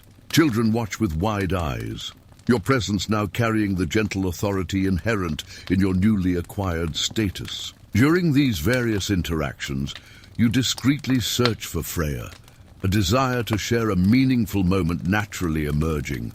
You eventually find her near the circle of musicians, watching the dancers with an expression that is simultaneously present and distant. She notices your approach immediately, a smile lighting up her face as the ceremonial mark still adorns her forehead. "Now you belong completely," she observes, the meaning transcending the simple words spoken softly. You offer her a small wood carving you've been working on secretly for weeks, a gesture that communicates more than elaborate explanations. Her fingers touch the object reverently, instantly understanding the symbolism woven into the careful artistic representation. "Observing the expanded horizon," she murmurs, capturing the essence of the intended message perfectly. Words become temporarily unnecessary, shared silence communicating more effectively than formal dialogue ever could. When musicians begin a particularly haunting melody, Freya extends her hand in a silent invitation to join the dancers. You accept naturally, bodies moving in harmony that transcends formal practice or specific instruction. The dance becomes a physical expression of connection established through shared experiences and parallel growth. All around, the community celebrates abundantly, the present fully honored as the future approaches with inexorable steps. The night gradually deepens, stars emerging as silent witnesses to the significant earthly transformations below. You realize clearly now, life is not a series of isolated moments, but a continuous interconnected flow. Each transition does not represent an absolute end or beginning, but rather a formal recognition of a constant organic process. The person who was continues to exist within the emerging adult, accumulated experiences forming the foundation for future growth. And as the celebration continues around you, you fully inhabit this perfect moment of complete connection. The festival continues through the night, undulating in intensity like the breath of a living collective organism. You participate fully, while simultaneously observing a new perspective, allowing for deeper appreciation of the traditional celebration. Different groups form and dissolve naturally, stories shared in intimate circles, lively dances in open spaces. Elders eventually retire for much-needed rest. Energized youth continue celebrating under the expansive starry sky. The 5 new initiates meet occasionally throughout the night, their glances communicating their shared experience without words. Freya often remains nearby, her presence complementing the moment without dominating it, a natural balance established between you. As the first light of dawn touches the eastern horizon, the celebration gradually transforms into contemplative stillness. You find yourself sitting with a small group near the embers of the nearly extinguished bonfire, philosophical conversations arising naturally. Bjorn shares observations about the world beyond, his perspective expanded through participation in the regional standing council. The tribes are changing, some by choice, others by necessity, he explains, his deep voice carrying the weight of responsibility. Other adults contribute complementary perspectives, the discussion flowing organically without rigid hierarchy or individual dominance. You participate occasionally, your opinions now received with genuine consideration, reflecting your officially transformed status. The transition is complete, not through formal ceremony, but in these simple moments of natural inclusion. When the sun finally emerges completely, most of the community has retired for a well-deserved rest after the extensive celebration. You remain awake, your body tired but your mind vibrant, processing the transformative experiences of the last 24 hours. Freya finds you contemplating the dawn, the shared silence more eloquent than elaborate conversation at this particular moment. "Let's walk," she suggests simply, an invitation to private space amid the temporarily sleeping community.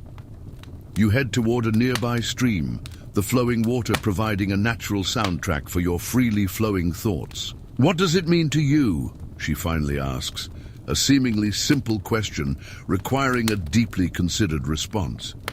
You reflect before answering, words emerging not from external expectations, but from genuine internal understanding. To belong, completely while seeing beyond the known, you offer, an apparent contradiction containing an essential truth you have experienced. She nods understandingly, her own parallel journey providing the foundation for meaningful shared understanding. "My father believes that our time specifically requires this balance," she shares, her gaze directed toward the distant horizon. The conversation flows naturally then, personal plans intertwining with community concerns in an inseparable pattern.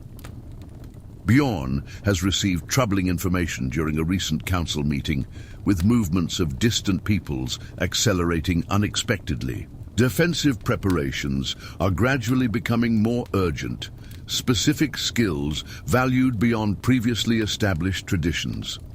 "My father sees growing importance in the work of the Forge," she explains, the implications for her own future evident. You share newly assigned responsibilities, a position as a bridge between generations and guardian of expanded knowledge. The sun rises fully as you talk, golden light transforming the familiar landscape into an almost mythical setting. "We should return," you eventually suggest, awareness of impending duties balancing your desire to prolong the shared moment. The road back to the village reveals a community gradually awakening, life resuming its rhythm after a celebratory pause. Visitors begin preparations for their various departures, thanks and farewells, exchanged with appropriate formality. Bjorn and the permanent council delegation will leave after midday meal, their schedule determined by ongoing responsibilities. You look for your parents and find them supervising the cleaning and reorganization of the communal spaces that have been used intensively. Your father assigns tasks with quiet authority, now including you among the responsible adults. You take charge of coordinating the young people, reorganizing the central ceremonial area, the first public manifestation of your officially transformed status. Work proceeds efficiently, with various groups collaborating without the need for constant supervision or explicit direction. When the sun reaches its zenith, the community converges again for a final communal meal, formally concluding the festivities. Gunnar offers words of thanks to the visitors, bonds strengthened through shared celebration in uncertain times. Bjorn responds appropriately, formally expressing gratitude balanced with recognition of shared regional responsibilities. If this story is helping you rest, consider leaving a like and subscribing to the channel. The meal proceeds in an atmosphere that is simultaneously celebratory and contemplative, a dignified conclusion to a significant event. You observe various interactions with a changed perspective, details previously unnoticed, now evident with surprising clarity. Subtle alliances between families, nonverbal communication between leaders, patterns of influence transcending formal official hierarchies. Freya eventually finds a moment to approach her family, an interaction observed discreetly by many present. She offers her mother a formal gift, a small metal brooch exquisitely crafted in a meaningful pattern. To thank you for your hospitality and celebrate new connections, she explains, simple words carrying multiple complementary meanings. Her mother accepts with appropriate grace, complete understanding, evident in her perceptive eyes, assessing the situation holistically. The farewell inevitably approaches, the delegation finalizing preparations for the significant journey ahead. You accompany the group to the village perimeter, a position between the resident community and the travelers that is symbolically appropriate. The farewells are brief but meaningful, formality balanced with the personal connections established.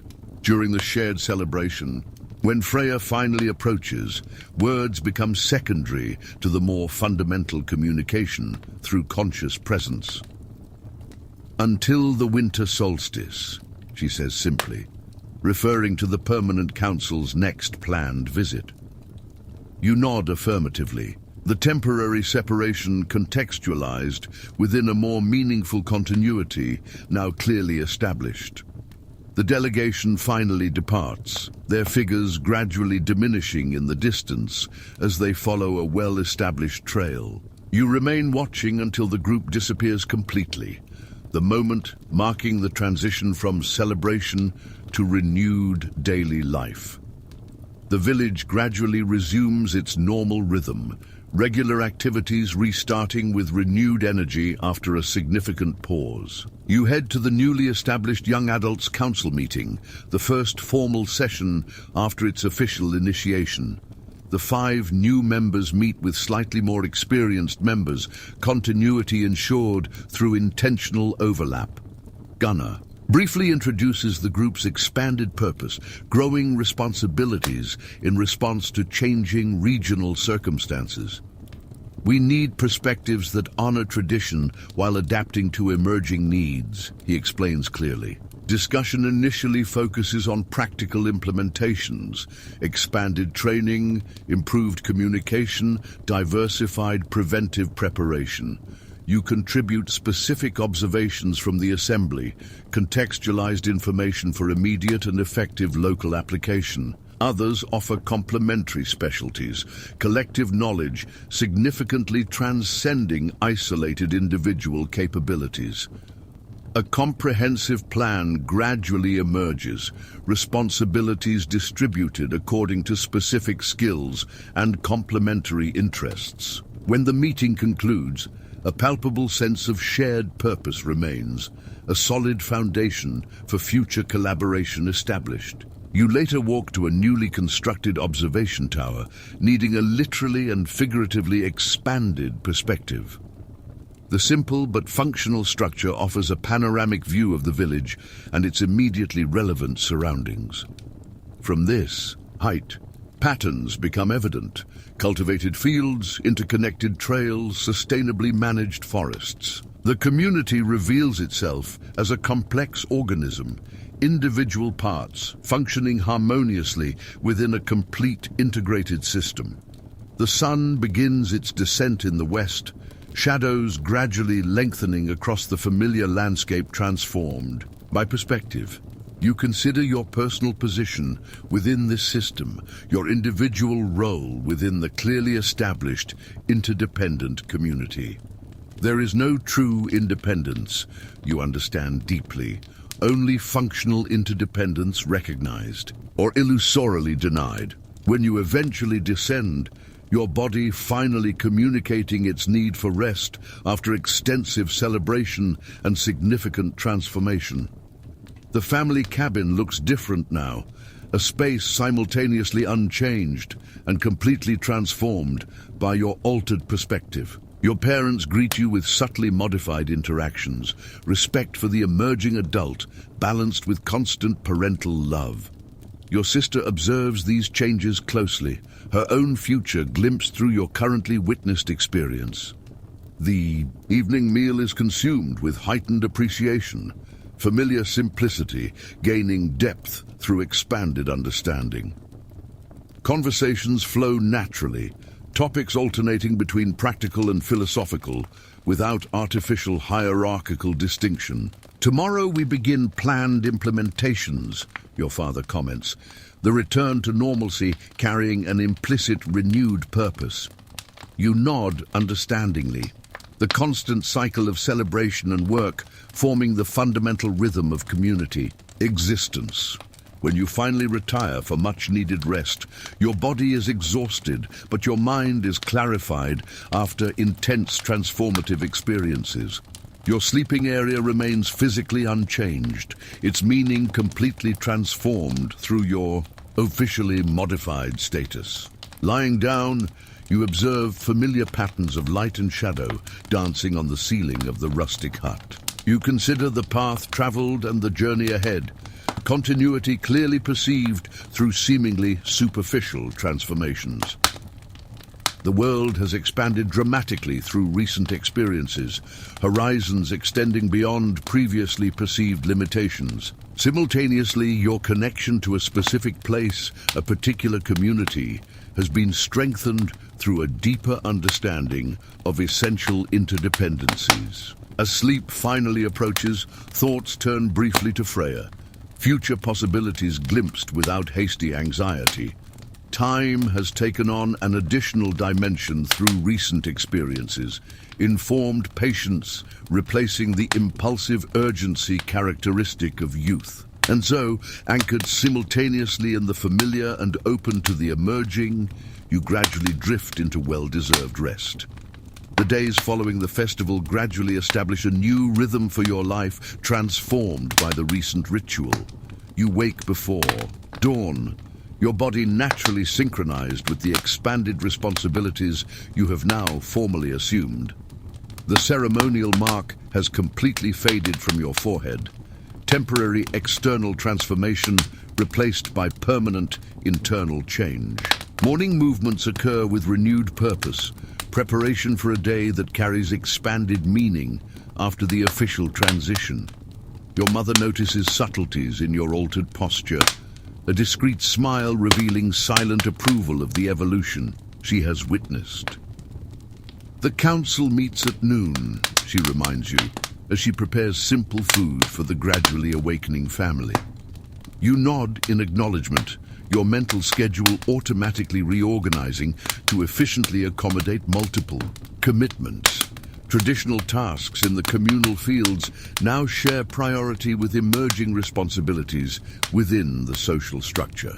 The morning passes quickly, physical labor balancing the mental activity that will occupy the impending productive afternoon. The sun reaches its zenith as you head for the council hut, your steady steps reflecting your inner certainty. Other young adults converge simultaneously, a recently formalized group taking their official place in the community structure. Gunnar waits with selected elders, serious expressions indicating the importance of the matters to be discussed. Today we implement the changes discussed, he announces without unnecessary preamble, efficiency characterizing the interaction between adults. Rudimentary maps are presented, the local territory marked with symbols indicating strategically significant points. Thorsten explains an expanded surveillance system based in part on knowledge gained during the historic assembly. Each observation point communicates with others through standardized signals, he demonstrates methodically. You are given specific responsibility, coordinating the young people assigned to the North Tower, training and scheduling organized systematically. The assignment reflects confidence in recently demonstrated abilities, official recognition of naturally emerging leadership. Others receive complementary assignments, individual talents directed toward collective benefit through efficient distribution. Discussion moves to additional practical preparations, expanded storage, alternative routes established, regional communication improved. You contribute occasionally specific observations based on recent experiences received with appropriate consideration. The meeting concludes with absolute clarity on individual responsibilities and precisely established collective expectations. You leave immediately for practical implementation, the designated group already awaiting your guidance near the North Tower. Young people watch you with obvious curiosity, your newly established position as coordinator still adjusting mutually. Today we learned a complete communication system, you explain. Natural authority emerging without conscious effort. The training proceeds methodically, daytime visual and nighttime audible signals demonstrated sequentially. You incorporate elements observed during the assembly, adapting foreign techniques to specific local circumstances. The young people respond positively, their enthusiasm balanced with the seriousness appropriate to the significant responsibility they have assumed. The afternoon progresses productively, knowledge transferred efficiently through practical demonstration and complementary theoretical explanation.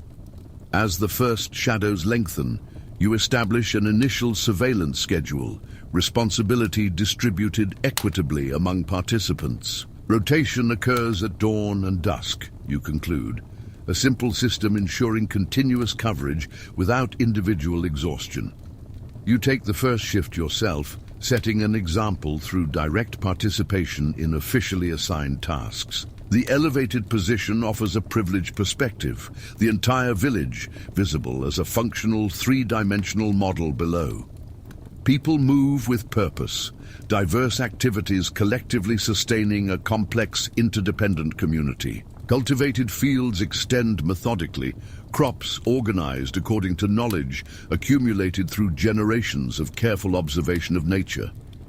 The surrounding forest remains simultaneously an essential resource and a partial mystery, the frontier between the known and the unexplored. Your gaze extends beyond, trying to imagine the distant movements described by the messengers at the recent assembly. What would it be like to observe entire peoples in migration, invisible pressures forcing massive displacements across territories? Such thoughts occupy your mind as your eyes remain vigilant, practical responsibility anchored by complementary philosophical reflection. When the sun finally touches the western horizon, a replacement arrives punctually, the transition occurring as methodically planned. You descend the structure with quiet satisfaction, the initial implementation working precisely as envisioned. During planning, on your way to the family hut, you meet Eirik returning from an extended patrol at the territorial limits. Any sign, you ask, direct communication characterizing interactions between adults sharing community responsibilities. He responds in the negative, reassuring information, considering the troubling reports recently brought by the Permanent Council. We have established contact with sentries from the Eastern Village, he adds, implementation of the regional system progressing satisfactorily. You exchange additional observations briefly, efficient collaboration replacing the competition characteristic of previous juvenile interactions. In the family hut, the evening meal awaits, the daily routine providing a comforting structure during a transitional period. If this story is helping you rest, consider leaving a like and subscribing to the channel. Your father asks about initial implementations, genuine interest demonstrating respect for newly assumed responsibilities. You describe progress methodically, objective analysis balanced with recognition of challenges not yet fully resolved. Your mother listens attentively, occasional observations, revealing practical wisdom, complementing theoretically developed strategies. Your sister absorbs the interaction with heightened attention, education occurring not only through formal instruction, but living examples.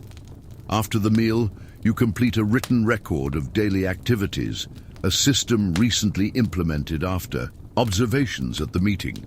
Carved sticks preserve essential information, an expanded method ensuring continuity even in the face of unexpected potential adversity. When work is finally done, night has settled completely, stars filling the sky with comforting familiar patterns. You allow yourself a moment of genuine relaxation, your body tired, but your mind satisfied after a productive first day. Thoughts naturally turn to Freya, the connection established remaining present despite temporary physical separation. The image of her working similarly on expanded responsibilities brings inexplicable, yet undeniably meaningful comfort. The winter solstice gradually approaches, a milestone simultaneously distant and inevitably drawing ever closer. Tomorrow will bring a continuation of the implementation begun, a gradual process laying the foundations for expanded community security. With this thought in mind, you prepare for much-needed rest, discipline characterizing the transition to adult responsibilities. The subsequent days follow a similar pattern, with a routine establishing itself naturally as changes are progressively implemented. The expanded surveillance system functions efficiently, with young people quickly adapting to their newly assigned responsibilities. Defensive training intensifies for all capable adults, with specific skills developed systematically through disciplined practice. Food storage is strategically reorganized, potential vulnerabilities identified, and methodically eliminated through planning. You alternate between diverse responsibilities, your days filled with tangible purpose and meaningful. Community contribution. A week after the festival, the first message arrives through the newly established system. Visitors are approaching. An Eastern sentry has identified a small group traveling under recognized symbols of the Regional Permanent Council. The news spreads quickly, and preparations begin automatically for the proper reception of the important travelers. You receive a specific assignment to accompany Gunnar to a preliminary meeting at the forward observation point. The responsibility demonstrates significant trust. Your position as an official witness formally recognized through deliberate inclusion.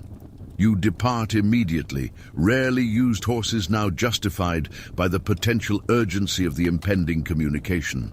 The journey is swift, familiar landscape passing quickly as your mounts maintain an efficient, steady pace. At the designated point, 3 horsemen await, banners identifying them unmistakably as regionally authorized messengers. Gunnar exchanges formal greetings with the leader, protocol establishing the foundation for the substantive communication. To follow, the council sends specific instructions, the messenger declares, reaching for a document carefully protected during the journey. You watch as Gunnar examines the communication, his expression maintaining disciplined neutrality, despite the potentially significant content. Movements confirmed beyond the eastern border, he eventually reports, translating the information for the benefit of all present. Specific recommendations follow: intensified surveillance, accelerated preparations, expanded regional communication immediately. The messengers will remain briefly, coordinating responses among various villages within the emerging regional system. The return to the community occurs silently, implications processed individually before inevitable collective discussion. The village responds to the news with disciplined calm, generations of adaptation to changing circumstances manifesting naturally. An expanded council meets immediately, information is shared, and additional responsibilities are methodically distributed. You receive expanded tasks, trust demonstrated through high expectations during a potentially challenging period. The messengers observe community organization with evident approval, systematic preparation contrasting with counterproductive panic. Many communities could learn from your approach, a leader comments to Gunnar. Praise offered genuinely. The following days pass with controlled intensity, preparations accelerating without sacrificing efficiency or strategic perspective. The system defends not only physical territory, but a specific way of life, community values manifested through practical actions. You find deep satisfaction in meaningful work, a clearly defined purpose providing a foundation for intensified efforts. When the messengers eventually depart, regional connections have been strengthened tangibly and intangibly through productive collaboration. The village has established itself firmly within an expanded network. Local identity preserved as necessary adaptations are implemented organically. You reflect on community transformation as you watch the departure of official regional representatives. Your familiar horizon has expanded dramatically in a surprisingly short period of time. Your perspective permanently transformed through meaningful experiences, and yet fundamentals have remained consistent, core values manifesting themselves through forms adapted to emerging circumstances. This understanding provides a solid foundation as you turn to ongoing responsibilities awaiting your disciplined attention. Night gradually approaches, another productive day concluding within a continuous cycle connecting past and future harmoniously. The weeks flow like water in a stream, each day building on foundations methodically laid in the previous ones.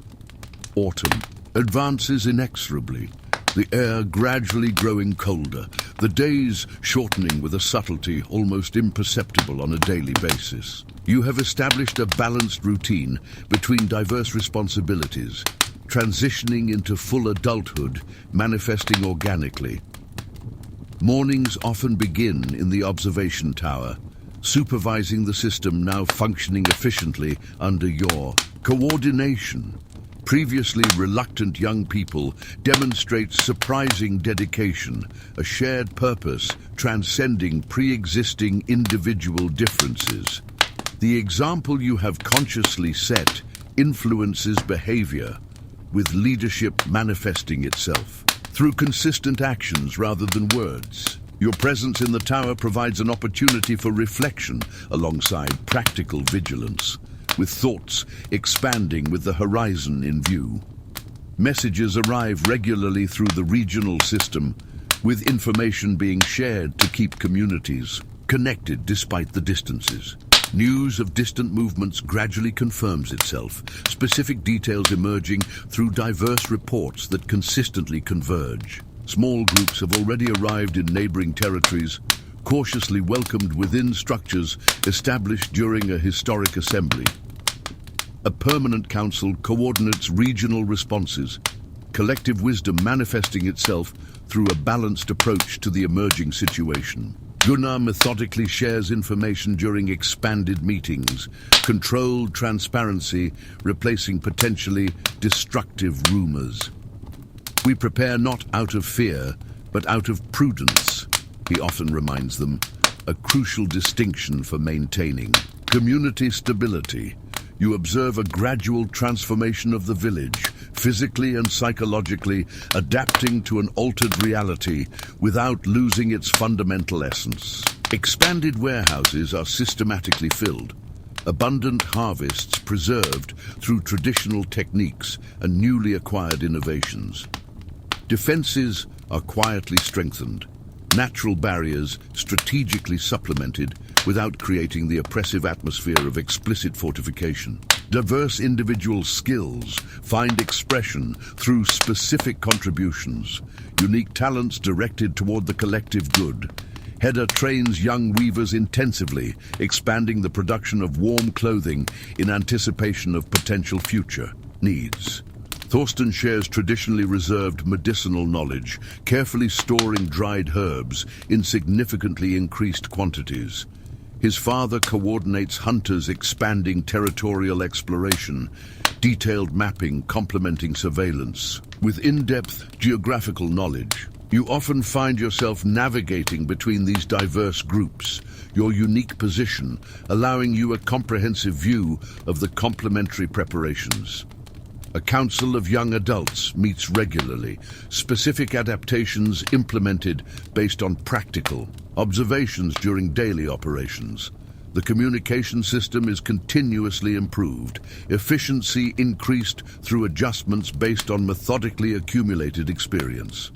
One particularly cold afternoon, an unexpected message arrives. A delegation from the Permanent Council will visit in 3 days. The news brings both excitement and apprehension, as an unplanned visit suggests significant regional developments. Preparations begin immediately, and appropriate accommodations are arranged despite the considerably short notice. You coordinate specific logistical aspects, your recent experience providing a foundation for the expanded responsibility you have naturally assumed. Your mother observes the heightened activity with a knowing expression, a casual comment revealing insight that transcends official information. Interesting how certain visitors inspire particularly meticulous preparations, she remarks, her eyes communicating meaning beyond words. You recognize the implication without responding directly, your relationship with Freya implicitly understood, though never formally discussed. The days pass quickly, the community working in coordination to receive regional representatives appropriately. On the appointed morning, you take your position in the main tower, the first sighting providing adequate notification for the planned protocol. The wind cuts mercilessly at the exposed elevation, the approaching winter announced by an increasingly severe, icy bite. Hours pass slowly, attention divided between the distant horizon and community activities clearly visible below. The sun reaches its zenith when movement is finally detected on the eastern trail, figures gradually emerging from the dense forest. You signal immediately, the system working perfectly, as the warning is transmitted throughout the village instantly. A head count confirms a small delegation, approximately 10 horsemen advancing in organized formation under an official banner. You remain watching their approach while the community positions itself appropriately, a formal reception prepared, according to established protocol. When the horsemen reach midway, you quickly descend to your designated position on the reception committee, awaiting occupation. Gunnar leads the representative group, the community hierarchy manifested through carefully considered positioning. You find your designated place, discreet pride emerging naturally at your significant inclusion in the official reception.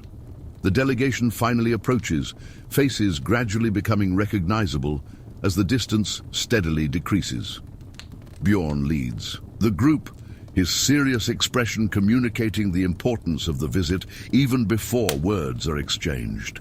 His gaze automatically searches for Freya, quickly locating her among the methodically advancing horsemen. She rides with evident confidence, her posture demonstrating continued growth through meaningful experiences during their separation.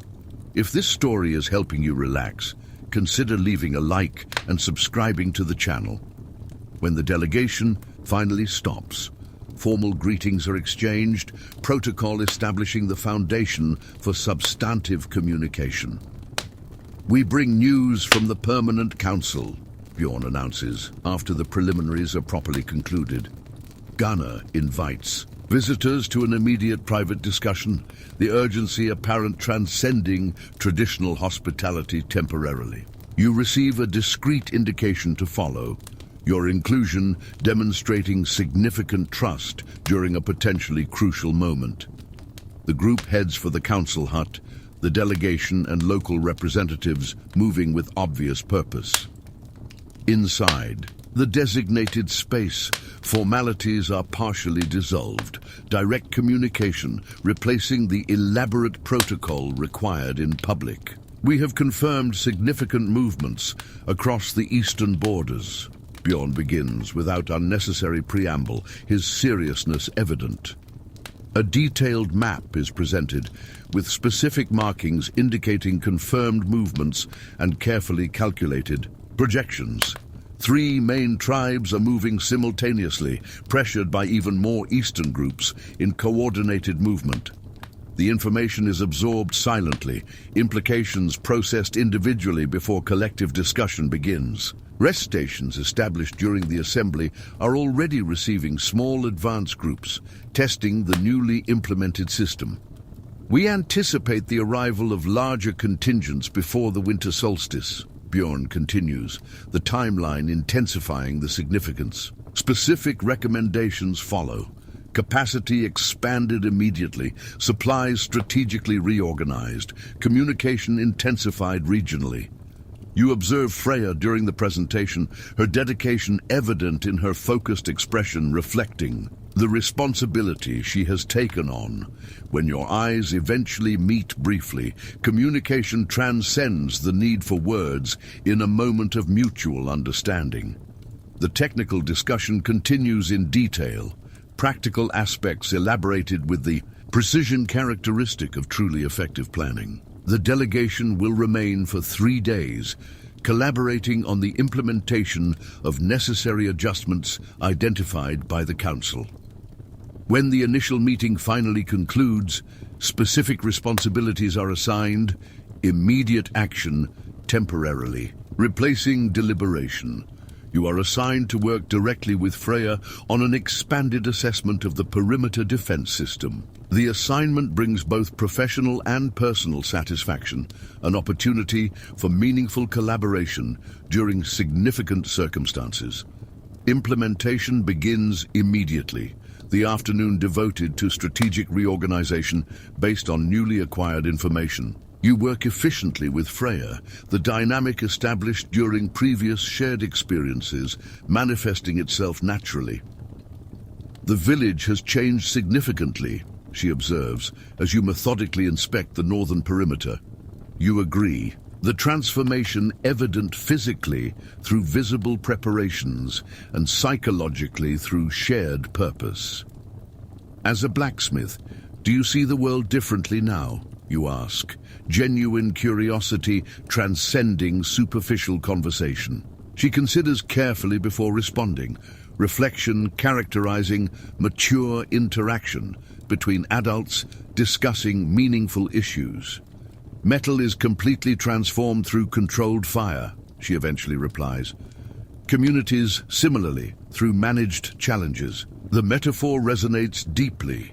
Essential wisdom captured through observation, grounded in practical experience.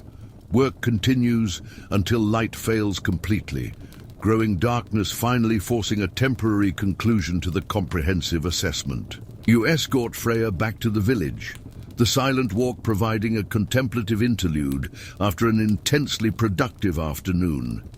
Stars gradually emerge above, their constancy a comforting contrast to the earthly uncertainties currently faced. The solstice is approaching, she comments, her gaze directed towards specific constellations, marking the inexorable seasonal passage. The observation carries multiple meanings, temporal and personal, inextricably intertwined within a seemingly simple reference.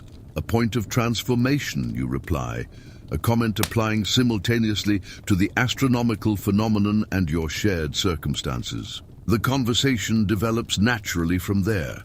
Practical information intertwined with personal connection, deepening organically.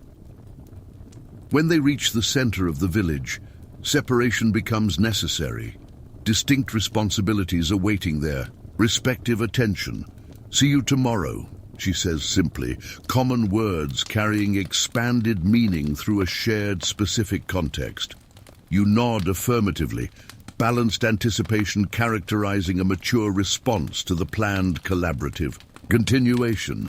That night, Lying down, reviewing the day's significant events, thoughts naturally focus on expanded implications. Personal and community worlds are inextricably intertwined. Individual decisions necessarily contextualized within collective reality. Challenges undeniably loom. Opportunities simultaneously emerge to adapt, strengthen, and potentially thrive. Uncertainty remains an inevitable constant. Preparation and flexibility providing an adaptive foundation rather than absolute guarantees. And through these complex considerations, the image of Freya remains present, a specific connection anchored within an expanded context. With these thoughts harmoniously intertwined, sleep eventually arrives, a necessary rest for meaningful implementations continuing tomorrow. Dawn brings renewed clarity, both literal and figurative, with defined purpose replacing potential uncertainty. You wake up fully alert, your body automatically responding to the importance of the day ahead, awaiting your focused attention. Outside the familiar hut, the village is already bustling with heightened energy, the presence of the delegation catalyzing coordinated activity. Your mother silently offers you a substantial meal, fully understanding the practical needs during this challenging period. Strength comes from both the body and the mind, she comments, seemingly simple wisdom carrying significant depth. You leave after a full meal, heading for the meeting point agreed with Freya the day before. She's already waiting, her posture revealing a similar readiness to continue the work begun earlier. We'll start with the western side today, she suggests, having clearly carried out a strategic analysis during the night's break.